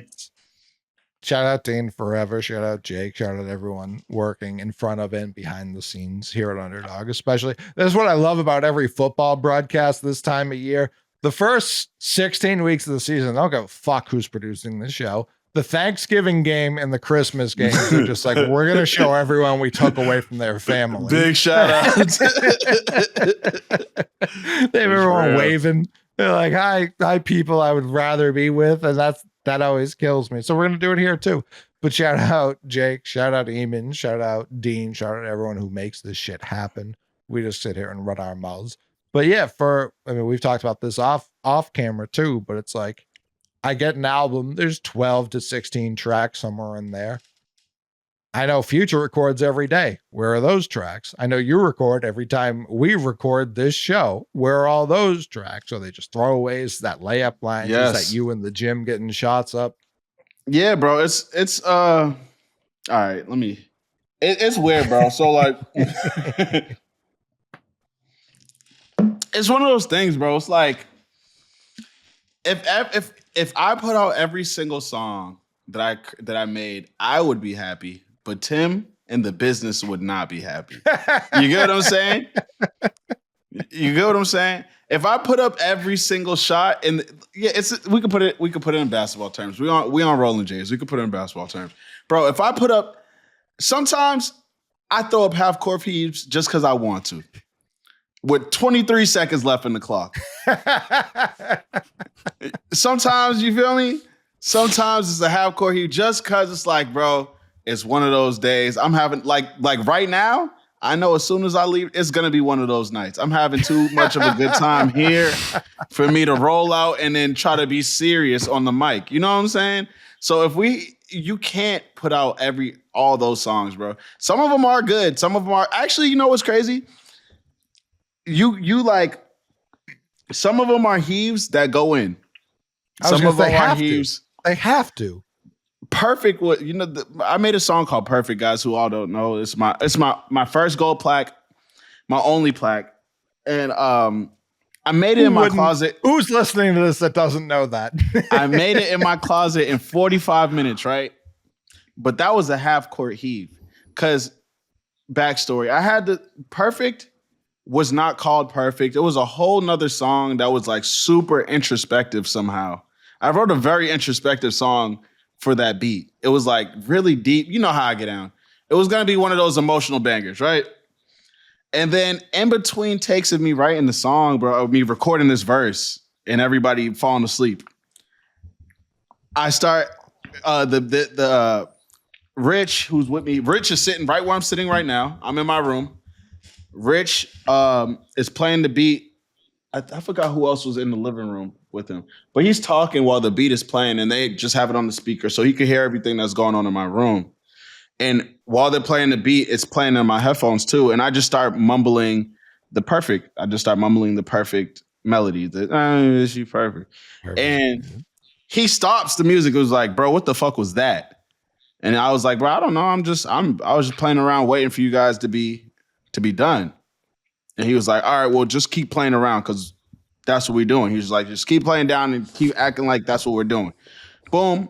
45 minutes later, I had Perfect. Sometimes half court heaves work. Other times, I won't, off stream, I'll go into my other times where it turns out bad. I made a song once that Tim said in the funniest way. He was like, bro, this song sounds what did he say? It made me laugh. He was like, bro, this shit sounds like water. And I was like, what do you mean? He was like, bro, it's just the most plainest shit I ever heard. It just sounds like water. And I was like, yeah. We should never make a song that sounds like water ever again. I just knew off the way he said it to me. He was like, yo, bro. Sounds like nothing. Yeah. Still. Yeah. Yo, it just sounds like water. I was like, I don't ever want to hear that about a song I make ever again. But it was a heave. It was one of those songs where I was there. Sure. I was in the closet feeling super confident. I was just like, yeah, let me just do this. I feel like I'm the man. You know what I'm saying? Whatever I do is gold. And it's just when Stiz came out of the closet, that was a big day. That was a big day. Hey! Pause. No, you know what? We need to do a quality control check on Tim. Tim, if you're listening, how many games are the Yankees going to win this year? We will know if you don't listen to our podcast. Let's not do that. No, just he's going to listen to us and text me back something that's going to get me tight. We know Tim's going to let Tim. He's going to text us something that's going to get me tight. Ask him about how he feels about the Soto situation. That's more we need to talk about. The Yankees cope has been unbelievable. I do view this more as a Boston show. Obviously, it's a Celtics show, but I'll talk about Boston any chance I get. The Yankees cope has been unbelievably pathetic. and I don't expect Tim to engage in such tomfoolery. I know Tim to be a noble and true Serious man. dude. He won't do it. Yeah, he's the square business Tim. He's not fucking around. So I still feel bad. Listen, this is a peek behind the curtain too. The first time Stiz was ever on mixtape, way back in the day in New York, Tim sat down as well, and Tim had set the whole thing up. I had been using Stiz songs at the end. I always used to play a song at the end of the show. My G. I had been using Stiz songs. Tim reached out. Of course, I knew who Tim was through. Me and Tim have a bunch of mutual friends, which led us to Right Here, Right Now. Shout out Malcolm, who was one of my RAs. Shout out Unc. Malcolm Gray. Yeah, shout out Malcolm Gray, one of my RAs as a freshman at UMass. Who we may need to have on this show because Malcolm, I can't imagine how many super legend he has. Super. Malcolm watched me grow up. He probably has the craziest stories of me. Oh my God. He probably got the craziest stories of me ever. Yeah. We should probably never have Malcolm on here, bro. He dead ass watched me grow up. Was he? I have no idea. My freshman year Shout out RA Unc. was. What a Hell good yeah. question. Where was Malcolm from? Pretty sure Malcolm's from the city, bro. He's back I there thought he now. was So. Springfield, dude. Oh, UMass. see, UMass is weird. Now you're telling me something I didn't know. I did not know he No, wasn't. I'm probably wrong. Because UMass is so split. Here was the funny thing, right? I'm gonna find out. I'm pretty sure you're right, and I'm wrong. But here, the UMass, you would hear everyone at the school. Oh, I'm from Boston. Everyone says where? Oh, Yep. Southern New Hampshire. The Yep, fuck are you yep. talking about? And so, especially me with people who didn't look like me, when I would say Rosendale, they would fucking break their neck, being like, "Holy shit, what do you mean? You weren't lying? You're actually from the city?" Oh God, did that just make people stop in their tracks to be what the fuck? But Malcolm, I'll tell this one now because it still makes him laugh about it. Like I said, he was my RA. He was my responsibility as a freshman. He knocked on my door one night. Me and him obviously bonded over music and this, that, and the third. I was a freshman in 2007. So that was my first day was my birthday, September 10th. My second day, September 11th, 2007. Anyone remember what happened that day? Stiz, I'm looking more at you than anyone else here. Yeah. I feel like I do know what happened that day. Crazy. It was a crazy day, huh? For music. This was 6 years after the actual this is crazy day. This I didn't know what happened that day. 2011. That was that when Kanye Curtis. This was Curtis. That's Curtis and Kanye, graduation. right? I was gonna say Curtis and Kanye, right? Yeah. That was my second day of college. Trying to get me there. Everyone that I knew was bumping graduation. Curtis was not good. Curtis missed. Wasn't as good as it definitely was not as good as Curtis graduation at all. No, it was a tough day. It was a tough day for me, obviously. But no, were you? Did you think Curtis was gonna be better? I thought, bro, I was the biggest, bro. I'm still to this day the biggest 50 Cent fan. He taught me how to like dead ass, like in you feel me, not like directly, but he taught me how to make hooks, bro. Like all my hooks and shit is like me just taking shit I knew from 50 Cent. Yeah, like a lot of shit that a lot of my music and how I make music, I just studied him for real. That makes a lot of sense. So my heart was broken when graduation was outstanding. Whoo, that hurt me. Listen, that was my second day of college. It was graduation coming out, and we were all bumping it. And I remember Malcolm doing his boards and shit, and us playing that in the hallway. Everyone used to come to my room to play Fight Night because I was the only one who had Fight Night, and so we would have Fight Night tournaments. This, that, and hell yeah. And I remember one night, I guess he didn't have a shift that night, whatever happened. I love how Buddha does not know who Malcolm is. That makes it much funnier. Bro, me and Malcolm will go way back. Are you kidding me? I was going to say, Malcolm's just a man, bro. He's just a man with a bald head. It's the baldest. Welcome to the club. At no point did I know Malcolm was there. That's what I'm saying. Like, he's never had it, Buddha, at any point. Never. I've known Malcolm for like 10 years now. He's never had hair. Guys, No. Jake, you want to weigh in? You want to weigh in on? You met me about 10 years ago. Did I have hair then? Yeah, maybe pop the Celtics cap. We'll see what we're talking about. Yeah. No, thank you. Same thing. It's the same picture you're on. The brotherhood. I wore this. I wore this last same. week. I'm probably gonna wear it again next week just to cover up the Mega Mind dome I have. You know, Buddha. It's Listen, because it's all ball knowing in there, bro. It's all natural facts under that brain. Come on, bro. No space. tequila's for kicking anything in. else. Tequila's kicking in. But It's been. Oh God. Yeah. Hey, Coley. Big night. Coley, can I just say you were closer to graduation on day 2 of college than you were at the end? Yeah, you're not wrong. I did not graduate UMass. You're not wrong at all. He's like, fuck it. The album came out. I'm good. No, trust me, that's all I needed, honestly. But there was one night during that freshman year, 0708, I heard a knock on my door. And it was Malk, and it was another RA in our building who's become like one of the great scientists of our era. They knock on my door. Yeah, dreads down to his ankles, like that kind of human being. Yeah, no, the best.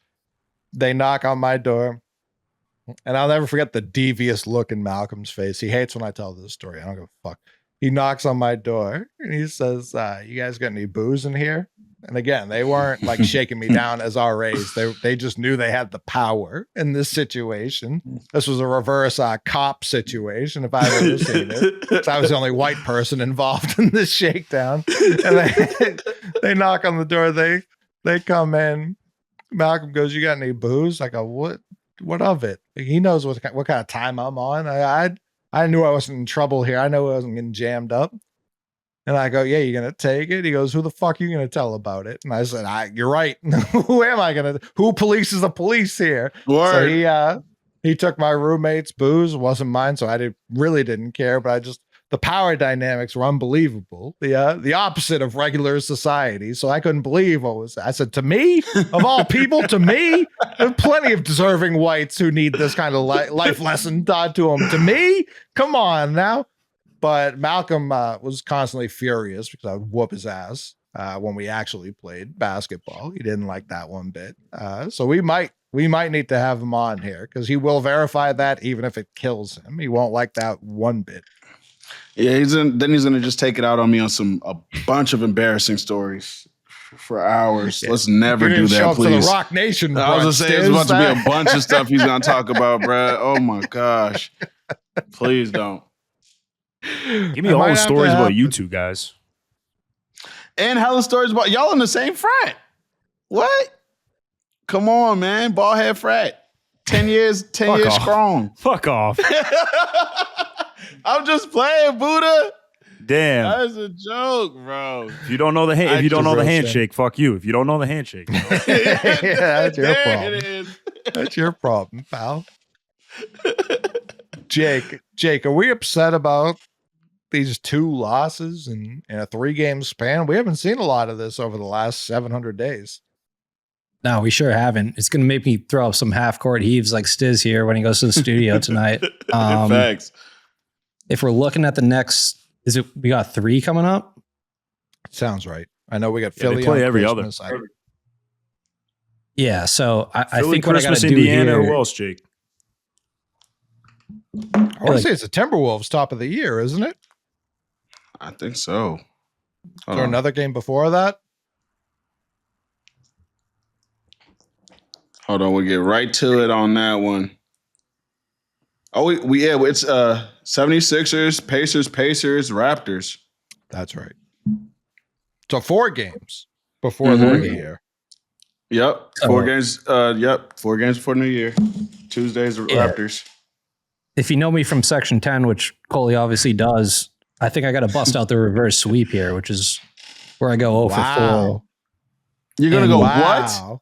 I'm going to go Celtics going 0-4 over the next 4. And that's me trying to will them to a 4-0 week. No, yeah. I understand the reverse psychology. I understand it.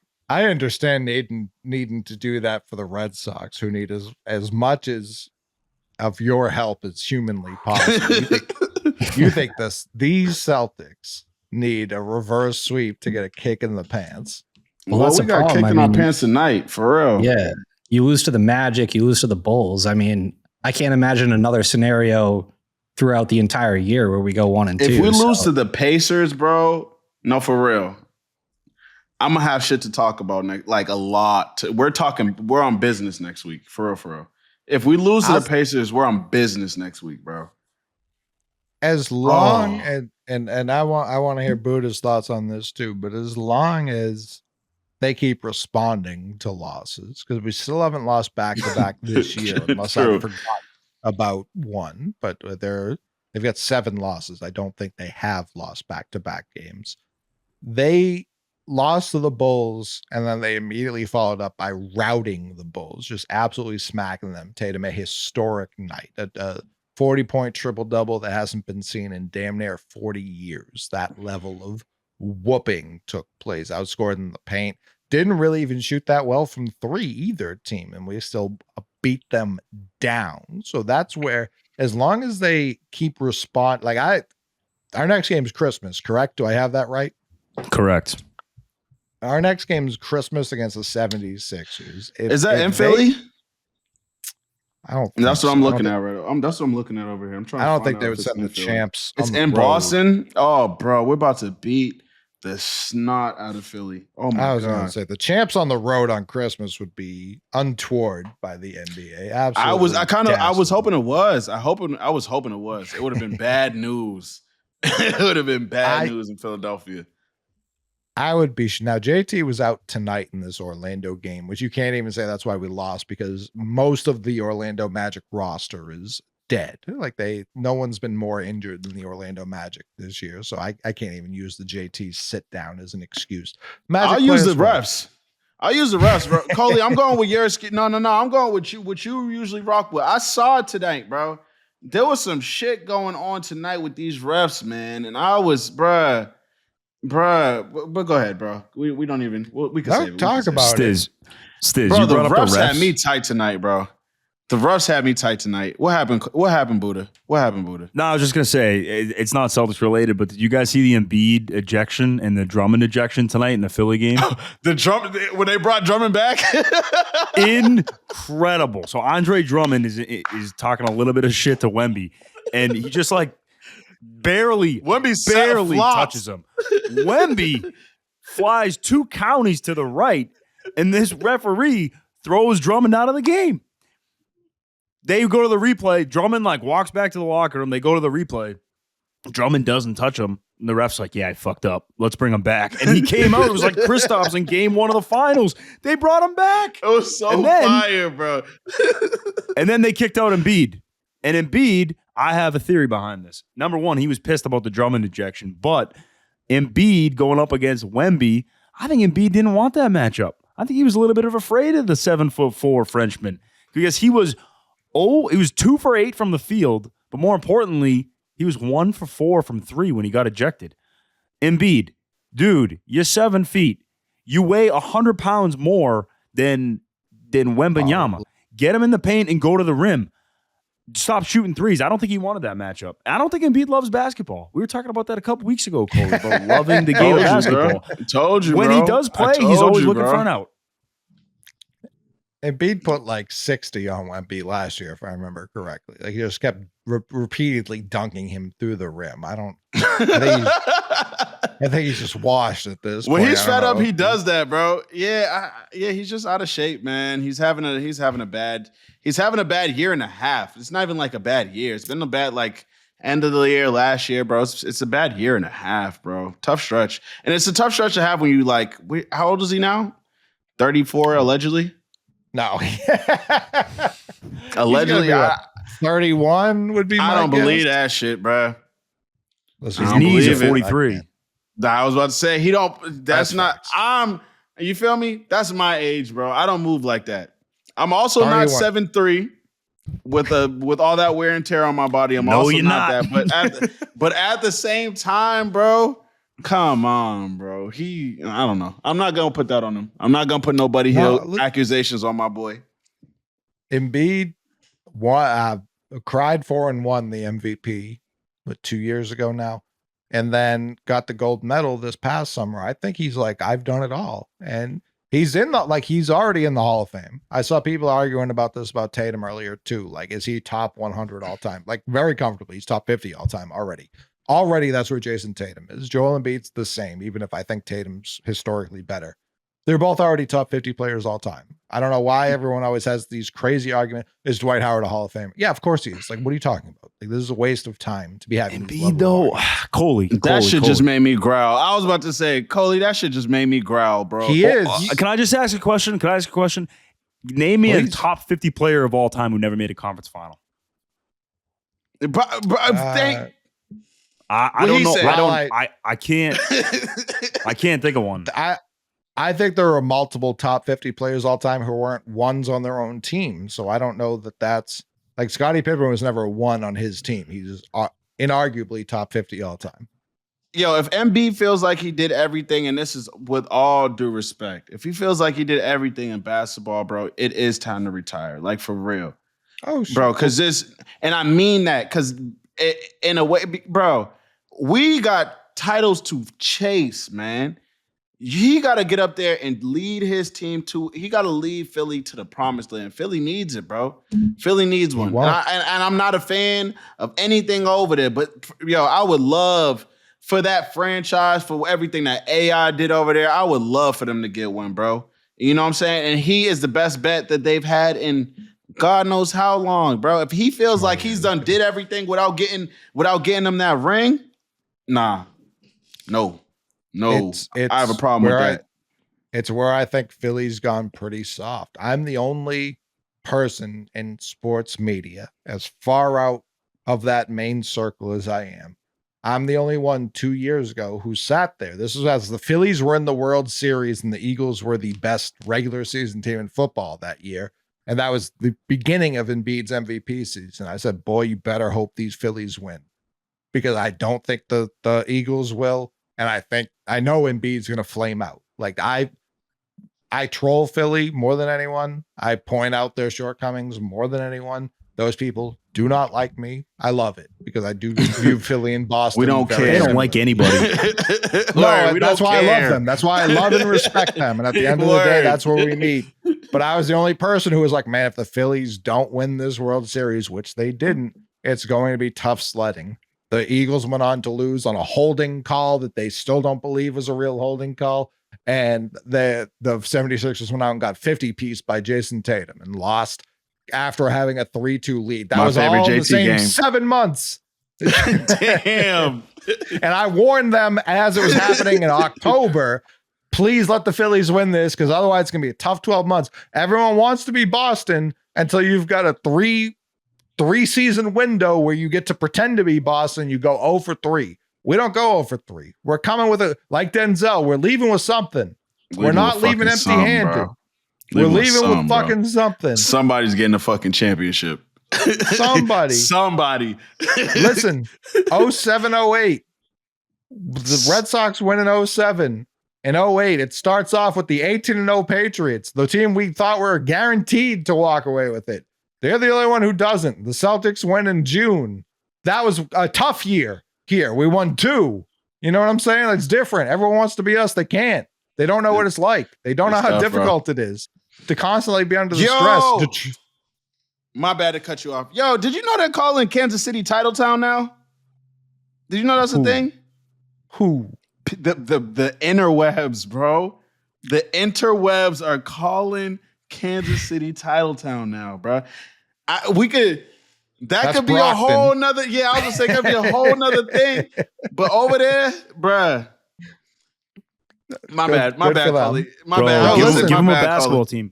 Give Kansas City a basketball team. It's gonna go great. One. Justice Winslow and Lonnie Walker leading the squad. The Kansas City Monarchs, they had one. They couldn't keep it. That's Titletown for you. Listen, I don't. The Kansas City Chiefs. It stressed me out the same way, bro. It stressed me out the same way. They're having a great run right now. I pointed out last year, and people couldn't compute the math because they just thought I had to be wrong, even though the math was right in front of them. Mahomes is behind Brady in terms of pace right now. Brady's won more championships up to this point, and Mahomes has 3. Like, think about that. Like, Brady's ahead of him in pace. That's where he's at. That's what kind of math we're talking about. So you want to think you're fucking us when we're still not done, because we have Jason Tatum, as much as that kills people. We have Jaylen Brown, as much as that kills people. We have Chris Porzingis for now. We'll see how that goes as it keeps going. We have Drew Holiday. We have Derek White. Sorry about it. Like, you thought it was over. It's not. It really isn't. We it's have not Walker just a Celtics Buehler. thing. It's a We Boston got thing. Walker Buehler, boy. The Red Sox. Name. the fucking Sox kid, they are the ones who keep kicking the can down the road. As much as they go up and down, they're the ones who are like, hey, the city hasn't won one in a while. Let's just fucking win one. You know? Let's just win another. Let's just add another one to this while someone else just gets try serious. once every 5 years. That's a it. That's all we gotta fact. do. That We're is in a the mix. fact, right? The Red Sox love doing that shit. Sneak one every 5, whatever. Brady put 2 on the board, his first 2. The Red Sox were like, yeah, we might as well get 1. You know, it would be stupid not to get 1. That should be cool. Brady won another one. A couple of years go by, no one else stepped up. The Red Sox said, I guess we're gonna win the 07. Many look at Poppy like, what do you think? You want to beat the Rockies, man? Yeah, that seems easy enough. Like, let's go beat the Rockies. They You beat thought the the Mavs Rockies. were pathetic? Seriously. Celtics win in 08. Red Sox like, hey, we're cool right now. Oh, the Patriots surely are going to win one. They have the Bruins won in 11. Cool. We get to breathe for a second. We could easily win this year. We're not going to. We There's can no vibe need. out. The Bruins just won. Fine. 12 and 13. The Red Sox. Yeah, let's just win one. The city Fell listen, ass backwards into a And we fucking just be World looking at Series it. title. I'm telling you, Sox players just look at each other like, what you think this year? Poppy What y'all think? Poppy hit like 950 in the fucking World Series, dude. Bro, I can't smoking believe the Tigers and Cardinals just kept pitching to him for no reason it. whatsoever. Smoking that thing out of there, bro. Then it was like, oh, the Patriots got 3 more in them. Cool. What about 18? Another year. 18? Another year. What do you think? I felt bad. Eight- I got to be honest. After the Rams game, I felt bad. I was like, I didn't need that one. I didn't need it. A 13-3? 13-3. I didn't need that one. It was fantastic, but I remember celebrating it being like someone else would that like this more than me. championship. Yeah, that was Like, a I felt nasty. bad That was a for nasty. the rest that of was the fans. nasty. That was That was just a nasty. No fuck bullshit. you. That was just a fuck That was you the to everybody. nastiest. That was the nastiest Disagree. championship we ever won. Disagree. It was because gross. It was gross. The year prior is when we lost to who started this segment, Philly. And that was the year Brady broke every offensive record in that game, and we lost. And then the next year we won 13-3. It was perfect. It was like, yeah, fuck off. Who gives a shit? You can't say anything. Yeah, we didn't score. This was the most boring game of football you've ever Of all watched. And we time, get a bro. championship. My mother, the game ended. You think I'm banged up now? My mother stood up after this game and she just went, I wish we even lost. Like that's how she was like, that was so disgusting. She was like, who gives a fuck? This doesn't count.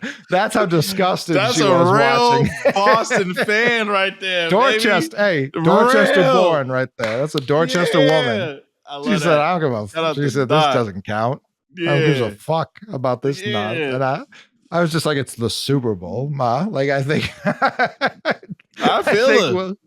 I feel no, she's it. not completely wrong, but if you just look at that 12 months, it was just like, yeah, we deserved a ring for this. Like, that feels fair.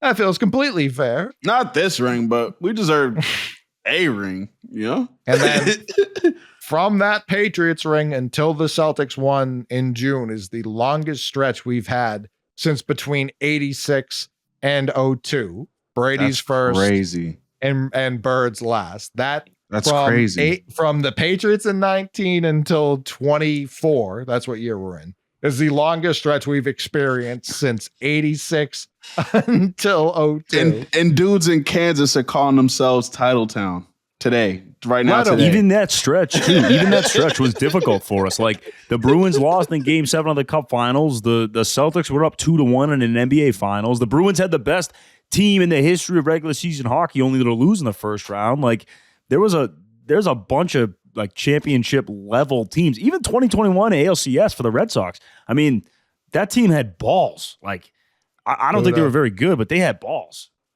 I've had people ask me, would you write a book? And the only thought I have in my brain is that no one's had it tougher than a 21st century Boston sports fan. No one's had a more difficult experience. Everyone tells me Coley, it's so easy. that's crazy. That's real as shit, bro. Bro, go ahead. I'll let you get it off. It's the end of the last century was Jose Offerman getting thrown out at second in Yankees Stadium when he was safe by a mile. They just didn't have replay yet. That was the end of the last century, and the Yankees go on to win the 99 World Series, which used to mean something. The Yankees used to be a real franchise who won championships and had all sorts of pride, and so they don't have that anymore, but they used to back then. This century, all we've known is AFC championships, Super Bowls, like whether or not we win them, we're in these games. We're in NBA finals. We're in conference finals with the Red Sox. We're in the World Series. We're in the ALCS with the Bruins, like Buddha just said. They either are the most dominant regular season team of all time. They lose 3-0 leads to teams like Philly, the Flyers, nonsense teams like this. They lose in the Stanley Cup. No one's had it more difficult because all I've heard my whole adult life, oh man, you have no idea. You're from Boston. You have no idea what it's like to be a Detroit fan, to be a Cleveland fan, to be a Minnesota fan. Teams that have never come close and lose all the time. You're right. I don't know. That seems super easy. Right now, being a Patriots fan, the easiest I've ever had in my fandom by far, because I know they're not going to do anything. It's just like, yeah, I just get to watch and evaluate. Are these players any good or not? Should they be here next year? It's super easy. When the Browns and Lions would go 0-16, I can't think of anything easier. It's just like, yeah, we have no expectations at all. Expectations make it so difficult. Every game is the world. Did anyone get hurt? Does that hurt our championship? Did anything happen? Because I know this team healthy is good enough to win. I feel that way right now about the Celtics. The Red Sox next year, who knows? Who knows what they're going to look like? The offseason's not done. Maybe they'll have expectations. If they don't, I know it's an easy year. I just get to enjoy Christian Campbell, Roman Anthony, players like this. The Celtics, as they were building to this point, I did get to enjoy the rise of Jason Tatum and Jaylen Brown, even if they came into situations that were Eastern Conference Finals level, which they both did as rookies. I knew those teams weren't going to win the championship, so I just got to enjoy the rise. Once they had real expectations put on their shoulders, it's fucking stressful. Every playoff game, fucking stressful. Losing in the championship to the Warriors, very stressful. That kind of stress, other cities don't get to replicate. They have no idea. A New York fan, I'm sorry, you don't know what that's like. They don't know it, bro. Don't. They don't know it because, like, bro, like, and it's crazy because, like, the only reason why, like, as Boston fans, we talk like this, bro. Like, from my perspective, the only reason why I'm so high on all my Boston sports teams, the reason why we go so hard, and like the Titletown thing means something, bro. Like, I went to a school before I got kicked out in 7th grade. I went to a school, Boston Renaissance Charter School on Stewart Street, bro. Oh, wow. This shit was from pre-K to 8th grade on Stewart Street. A lot of consonants. So you get what I'm saying? A lot of consonants. But from pre-K to 8th grade, bro, I was on Stewart Street. We won championships. So guess where the fuck I was at, bro? Skipping school. These were, bro. These were like moments in my life that I really remember, bro. Like I was outside with these teams when they were winning every single. Bro, I was at hockey championships. I don't even watch hockey. I was at the Bruin. You feel me? Like that was like our school. The city's up. No, the city was up, bro, and that's why like other sports teams and other sports fans like they wouldn't get it, like, but bro, like these teams are like really integral to like how we grew up, bro, our way of life, bro. Like I believe in this way, I believe in myself the way I do because of the way my city is, bro. We are from hardworking winners. You get what I'm saying? So for us to have a little drought, bro, it'd be tough. And I don't be meaning to like flex on other teams and other fandoms and all that shit, bro. Do it. But it'd be tough, bro. It'd be tough to lose a little bit. I don't like that shit, bro. I come from winning. I come from skipping school. I come from us winning the championship, bro. Having my jersey ironed and pressed out, coming to school the next day, and we had uniform, and my teachers knew what the fuck it was if you see me with my jersey on that day. I was not gonna be there by full period. I come from that. I come from that, bro. You get what I'm saying? We don't lose here, bro. There is no other Titletown. We don't play that. Yo, this is for you, Kansas City. There is no other Titletown. We don't play. I see. I'm going off on a tangent now, bro. We don't. You know what? We don't play that shit, bro. We don't lose over here. We don't lose a lot. That's not our thing. A loss is a lesson for us. You get what I'm saying? We loss is a lesson. I love and that. we don't do back-to-backs. We don't do back-to-back loss. We do lesson and then W. We don't do that over here. You get what I'm saying? So, like, my bad. I went on hold of Titletown. That Titletown shit was boiling on my brain. And it is tough, bro. It's been very tough, bro. We won championships over here. Shout out to my Celtics for winning one. But it's really tough not having a stretch of straight ring. And that's why I think we're gonna hold it down this one. We're playing great Zula ball, Spurs ball, whatever you want to call it, bro. Whatever you want to call it, this team is getting another one. Sorry, Mav, dude, whoever that fan was, bro. I'm starting to think about it all now. I'm out, bro. I love y'all, man. I'm out, bro. It's Christmas. Magic It's Christmas 108, Eve. Celtics 104. There we go, bro. Because shout out, I do respect the Magic tremendously. They remind me of the hospital ball Celtics of 4 or 5 years ago, where it just didn't matter. It was ball up top. That's what we cared about. Like, oh, there's time on the clock. We might win this game. That's what that reminds me of the Celtics at the beginning of this journey, not where we are now. And they don't have Paolo. They don't have Franz. They don't have Mo. They don't have any of the Wagners. They keep getting hurt at important players and positions, and they just, who gives a fuck? It's time to play ball. You guys ready to play ball? We're ready to play ball. Everyone else wants to cry about the Celtics ruining basketball, this, that, and third. The Magic don't. You know, Zach LaVine didn't during this stretch because he was like, oh, the Nuggets want to trade for me? Let me show out. Like, I respect that. Like, oh, the Celtics are on. Shut the fuck up. Check ball. Play. Can you hoop? No? Okay, get the fuck out of the way then. Washington Wizards. I don't give a fuck who it is. Like, we'll walk through whoever wants to cry about what's happening. Anyone who wants to actually hoop, all my respect. All the respect in the world. And if we're going to lose to the Bulls, we're going to beat the shit out of them the next time. Like, hey, you got your one. You got your lick off. Cool. Good for you. We'll be back. We'll be back tomorrow. So that Pacers series, like you talked about, if we lose the first one of those, pray. That's all I can say to you. I won't be thrilled. I'm not thrilled with the losses. 7 of them. So I'm not exactly hurt either because we played 30 fucking games. So it's like, all right, yeah, that's pretty dominant. The Cavs are having an unbelievable run. Not moved by the Cavs at all. I'm not worried about them come from a playoff standpoint.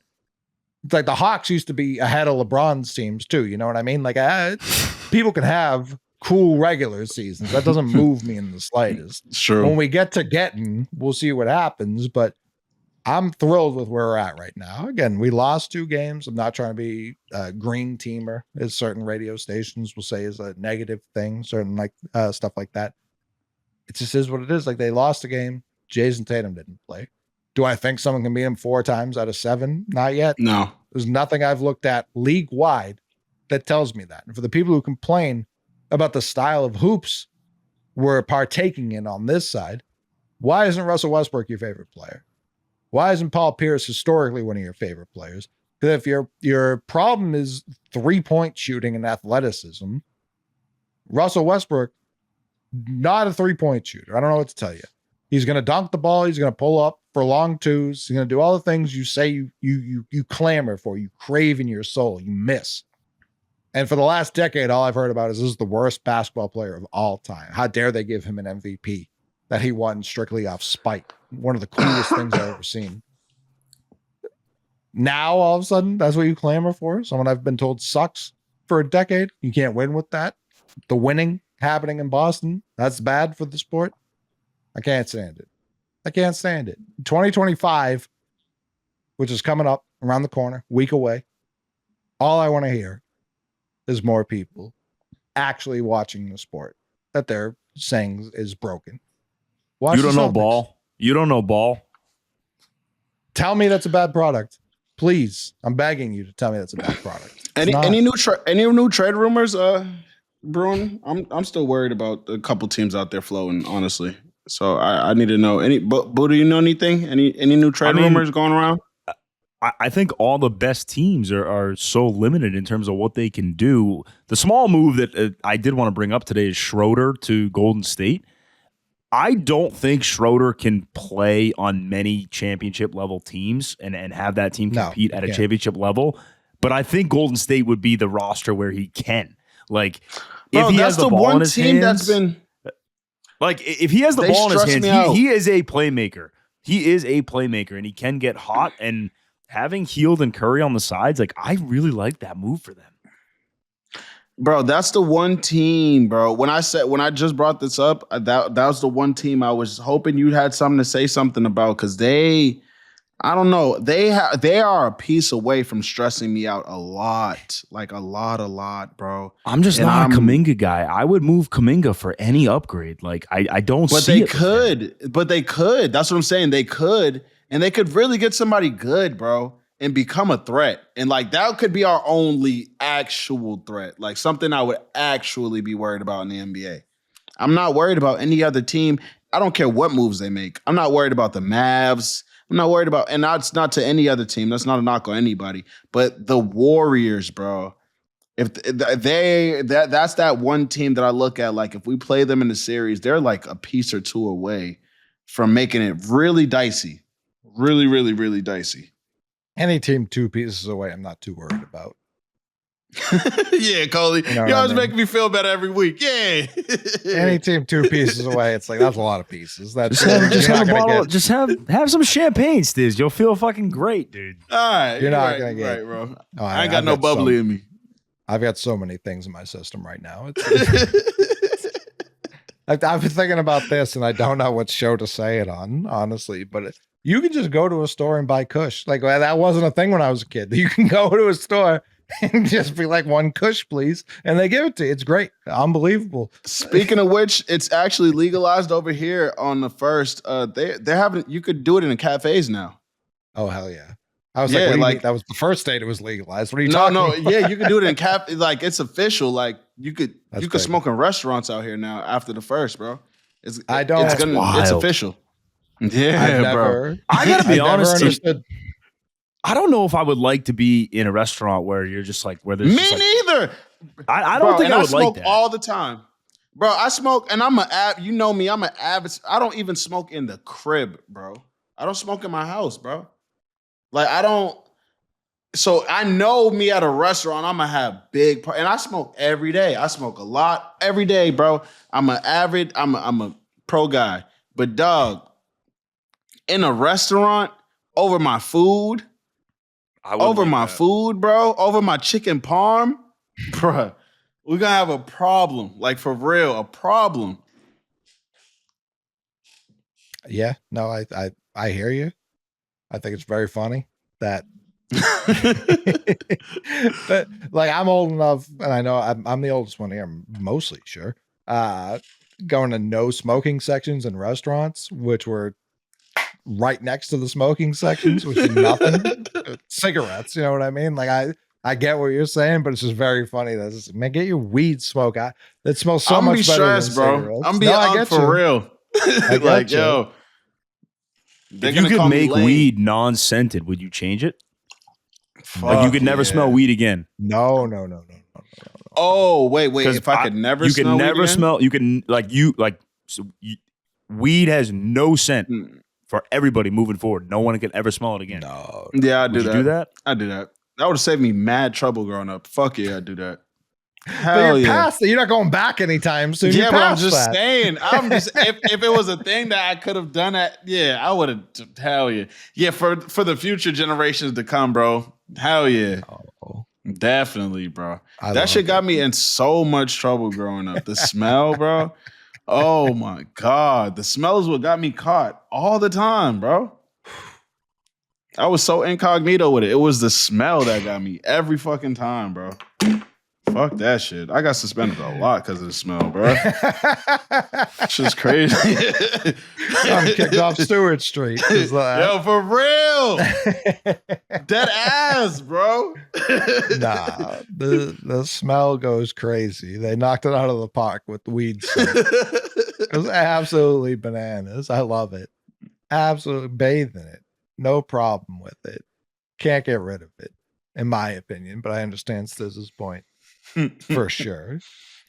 But yeah, you can go to the store and be like, however much you want. Now you can go to the restaurant. Now you go to it'd be like, goddamn, they got like the tooth. What if they had like the toothpicks at the front, right up the register? You just grab one weed. I think there's like restaurants too. There was some famous restaurant that came out with something that has like marijuana infused. Like you can like just like order like an edible sandwich or something like that. Like I forget what it is. Yeah. That's crazy. That's dangerous. I forget what it was. Or maybe it was a drink. It was like a drink on a menu. That's what it was. It was a drink on a menu that was like there was like cushion. Drink I don't like. I was about to say I don't like when my weed becomes edible. Like when I could drink or eat. I don't love edibles either. Not a because fan. Then I just sit there and I wait to get high, and that like thinking process is like I'm not feeling it at all. And then like 5 minutes later, and then you're just sitting there. Yeah, like, bro. Holy come on, shit! Bro.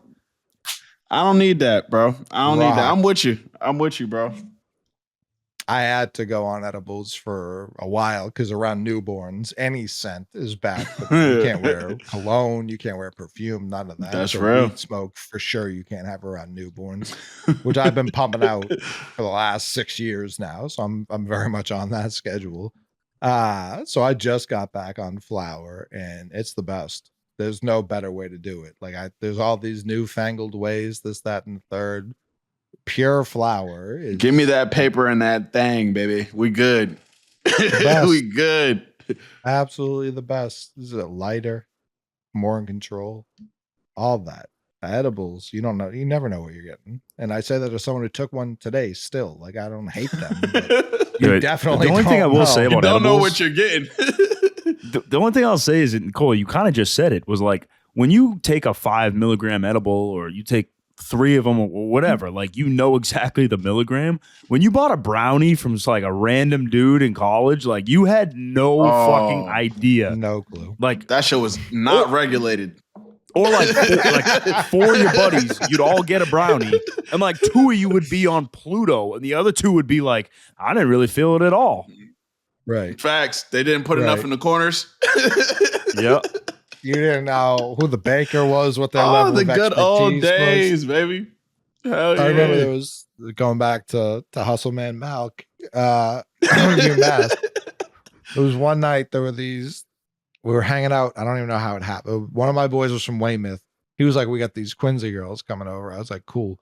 And one of them came over. She started bragging about her baking skills. And we were all sitting there. We were like, we haven't made brownies in a while. And we just left them and went off campus and just found someone with an oven to make brownies. And it was the best night. Never saw those people again in my life. That's how it usually goes, bro. One girl brought up baking and we were like, that's a great point. And we just left. Just Splitsville. It was like, it's time to make some edibles. We're with it. Let's go. Unbelievably funny move to just be like, fuck, we need an oven on the pronto. Stat. Let's get that.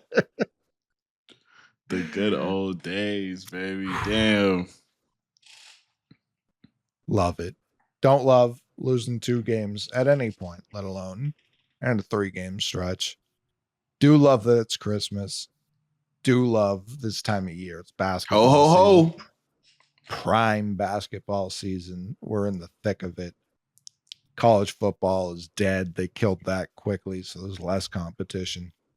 It's basketball season. It's time for the Celtics. Why was Tatum not playing tonight, Buddha? What happened? It was an illness, non-COVID related. He's just vibing. He was just vibing. I saw during the game. He took Deuce to Disney. It was 11 minutes before the game. It was 11 minutes before the game. He got put out. Yeah, he took Deuce to Disney, bro. If we're talking about the injury report, because I know we did the injury report a couple weeks ago when Jake was out, I was questionable tonight. I got a little tickle in my throat, and honestly, My cousin's daughter, who I don't know if you guys are up on like family history, but my cousin's daughter is my first cousin once removed, right? Yeah, we were going to talk. Well, I was with her all day on Saturday, and I just kept throwing her up in the air. My lower back is fucking shot right now. Like in shambles. I think the only word she knew was again, and I need to teach her some new words because you got to say no, bro. Once again, my lower back is shot. I ended up doing the like, I'm gonna fall asleep, and you need to wait. Don't wake me up. And Buddha, that was this like is my another way of one of those getting out times. Buddha, this is another one of those times where people are gonna say things to you, and you just need to disengage, bro. Just let it go. After the second, after the third again, I'm not even here anymore. I threw her in the air 45 times, dude. Maybe 50 plus. Yeah, bro. After three of me, it's over with. I had like five beers in my system. I'm like, I'll do it again. You want to go again? Oh my God. It's rookie behavior. Yeah, bro. Gotta set a firm line. And be like, the internet is gonna teach you. The internet's gonna teach him, Coley. He'll learn. He'll learn soon enough. For Buddha to use the internet. He'll learn soon enough. One day. Oh man, yeah, no, you gotta. My daughter, let's go on this ride again. Nope. Nope. No. Kids just they don't know any. You know what I mean? Like they don't have any context for anything. Lines. I'll stand in a line all day. This was like I was waiting for one of the Toy Story rides. It's like the one with the aliens from the claw, and you spin around a lot. And in front of me were 6 Brazilian, anywhere from like 11 to 14-year-old kids, and they were just being 11 to 14-year-olds, which is the fucking worst humans. The worst humans alive. The worst. But I couldn't fault them because they were just being 11 to 14-year-olds. But I also was just like, I've got a 4 and a 2-year-old with me. If you touch them, like I'm going to be on the news. Like that's just how it's not much I can do about this. And with that age group, it's just danger. They're just doing stuff. They were climbing things you can't climb. Just like doing stuff. Saying like legally can't climb. I'm like the laws of physics say you shouldn't be able to climb this. Like there's no. These are the type of kids you hand like AKs to, and you're like, we now own the Congo. You know what I mean? Like we've taken over this country. This is ours now. That's the kind of energy these kids were on with. I understand. And they were just like they were doing a game. I guess game's the right word. They were just kicking each other as fearless, hard as bro. Just when you're that age, you just don't have fear of anything. You don't feel feelings. You don't have nothing. Fear. None of it. Like their leader was like the 13-year-old who was just watching TikToks of soccer the whole time. And I was like, I get it. All of this makes sense to me. All of these kids are doing the correct thing. I would just love for one parental to be in the vicinity. Yeah, just rein them back a bit. I'm not saying no, don't make them not kids, but just reel them in a little bit. And I had to be that and just be like, if one of you fucking kids comes in contact. Sometimes you have to say that, bro. You have to, bro. No, for real. My mom used to like damn near like a fucking, like the zoologist, like open the cage up at the entrance of the entrance of the Six Park and just let us go. Just let us go and just find her later. That's how it is. You just go and then just find your parents later. Run it out. Just run it out. I know you'll calm down at some point. I can't deal with this. You just gotta run. You gotta run whatever the fuck is in you out. It was just like I wish there was, bro. I wish there was like one family in between, just some sort of buffer. They couldn't keep up, bro. Nah, we were back. Their mom did it just like how my mom did it, bro. Just open the cage up in the entrance and just show the people your ticket as they're running in. Just show them the tickets.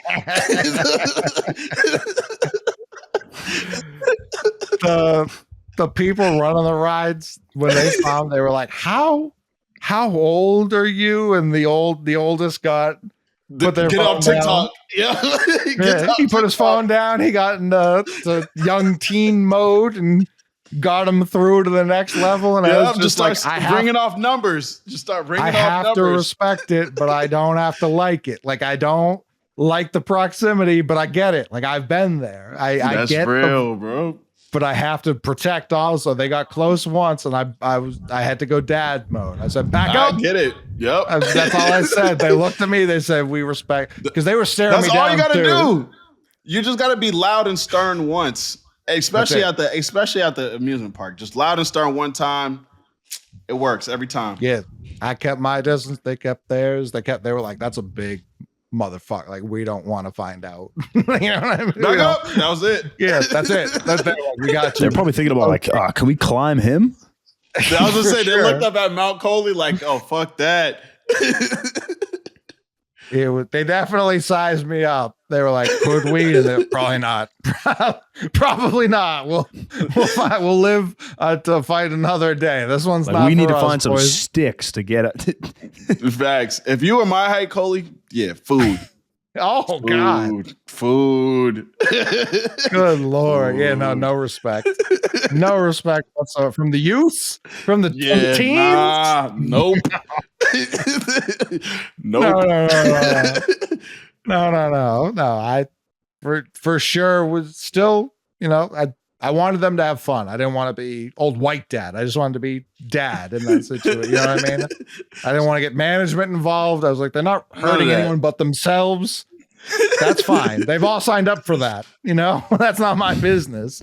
They hit one of my daughters. It's not going to end well for any of us. Anybody. Luckily that was avoided. Everyone rode the ride. Everyone was thrilled. But I've only rode that twice. Both times was ruckus. Last time I was there was the flag football national championships. These kids were the exact same, just absolute terrors. And they did have a parent, but it was the hot mom parent. She had no say. Oh, gave no shit. Oh, yeah. Oh, horrible. Disney's a wild place for anyone. I was at Disney. I can't remember if I said that during this episode. I was just at Disney. It's the most absurd. You'll hear 20 different languages in a minute span. You'll see, like in Monsters Inc., you'll see every type of shape, creature, all of it. Like it's if you're fat, you'll feel great about your self-esteem. If you're actually attractive and skinny, you'll feel like a supermodel. Like it's the strangest place. Me and my wife were counting off BBLs as we walked around. I don't know if you'll find a more eclectic group of people than any day at Disney. Just a magical place. It is. There's like people who go every day though. Like they're like Disney. It's all they do. That's hard. For real? Oh yeah, you got that year pass. You can go every day. Tim goes a lot. I'm about to actually look into it. No bullshit. He goes a lot. I'm gonna look into that now. He might have a pass. There are worse ways to spend a day. Much worse ways. And if you're in LA or the Northeast, it's the same as going anywhere else price wise. Like if you're used to paying those prices, you're like Stiz going to Erewhon every day, getting a $25 smoothie. Not no more, bro. Fuck that shit, bro. Bro, they put 40 grams of sugar in that shit, bro.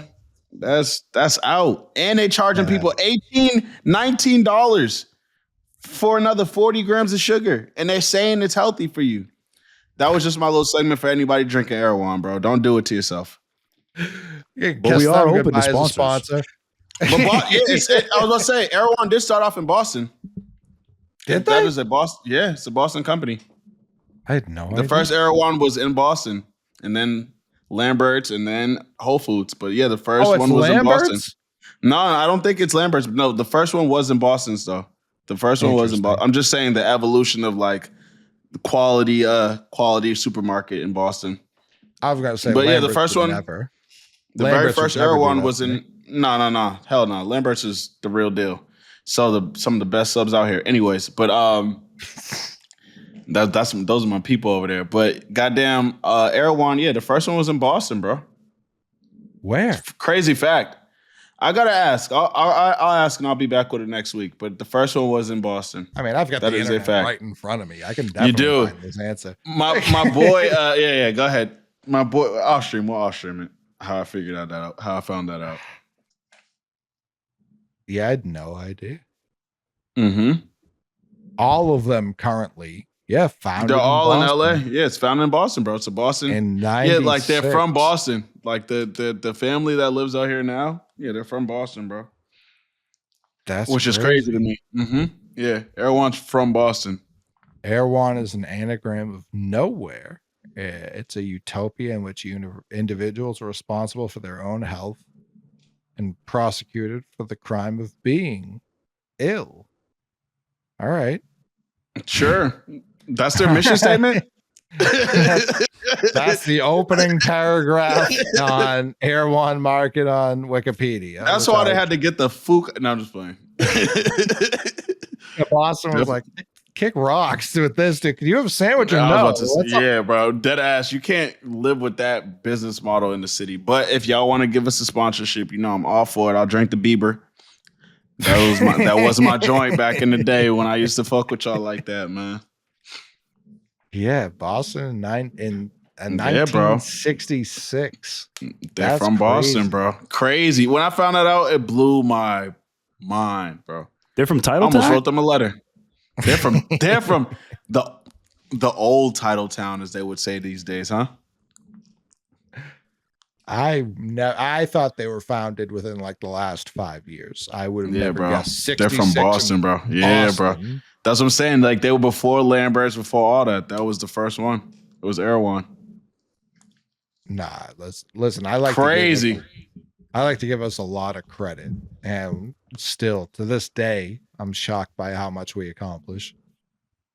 Bro, there's some Boston facts that be blowing my mind, bro. Like that be blowing my mind. But like for real, that was in Boston first. Y'all be hating. Crazy. That's all I say every time. It's just like, damn, y'all just be hating. Listen, I get it. We have a sword. When I found out Erewhon was over here, I was like, yeah, y'all just be hating. Would you say, Colin? As a city, we've had some missteps, no doubt. Like I'll never gloss over those. You know what I mean? We've fucked up some things for sure. But man, when we hit it, when we middle it, bro, out the park, baby. Creating like this, like Roach Brothers is the number one Los Angeles grocery store. You know what I mean? Like this is crazy. Yeah, bro. Not in Boston anymore. That's the biggest one over here in LA right now, bro. It's from Boston. Yeah, I never would have seen the Nowhere right? Without this Wikipedia page. Nowhere. It is. It's staring you right in the face, damn near backwards.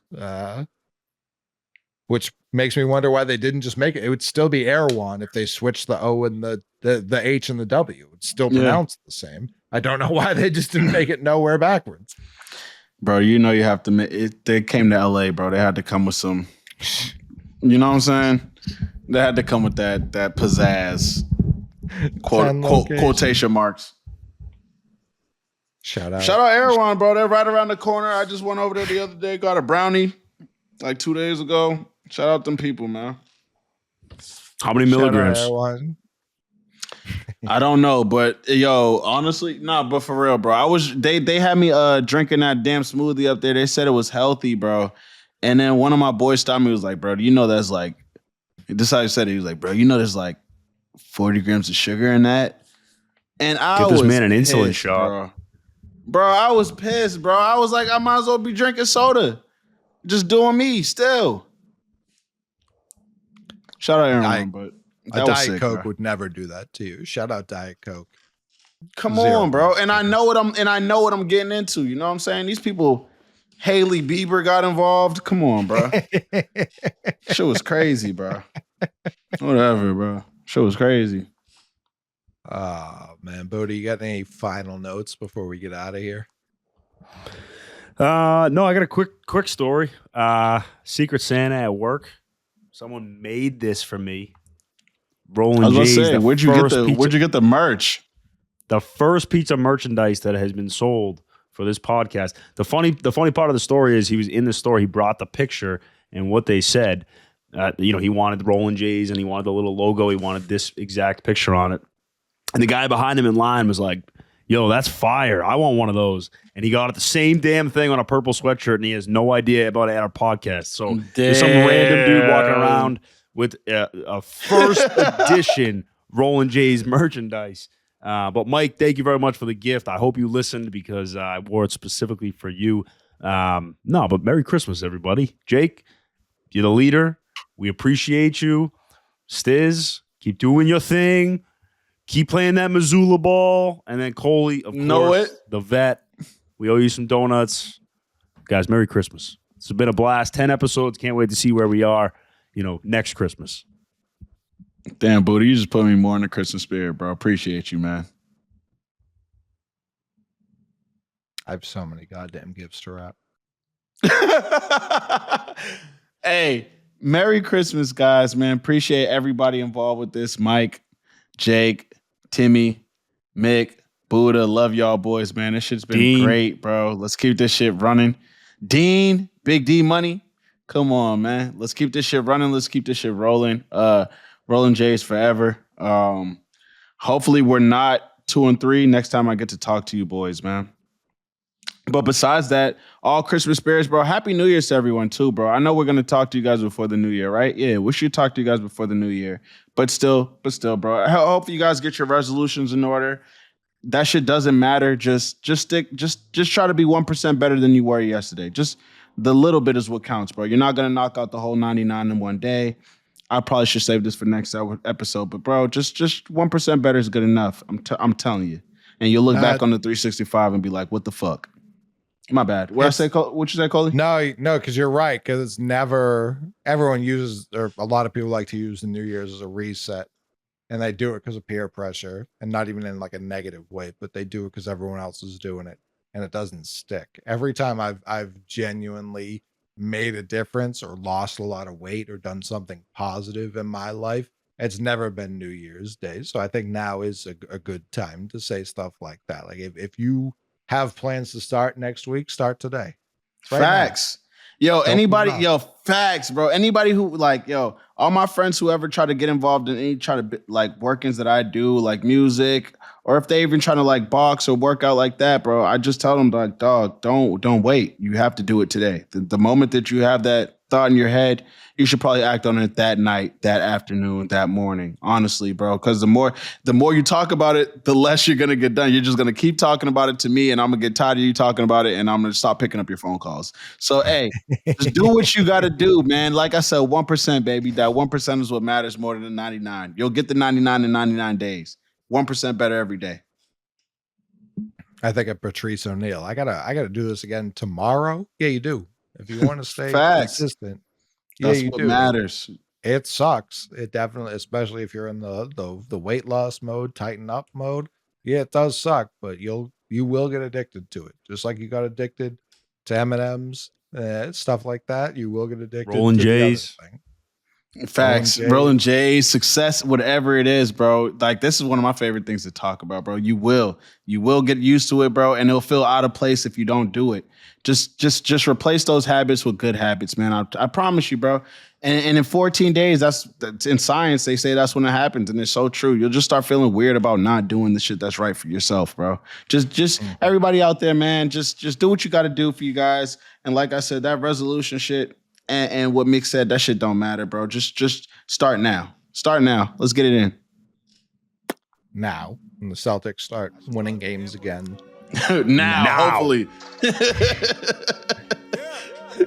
Everyone enjoy their Christmas. Enjoy the Celtics beating the dog shit out of the 76ers on Christmas. We'll see you guys next week. I got what you need, got it no front. I got almost everything that I want. I got my dogs and they got all these guns and I got all these drugs. Yeah, they fuck up my lungs. I can tell you ain't shit by the way you pull up and I'm popping. I got it, I already know.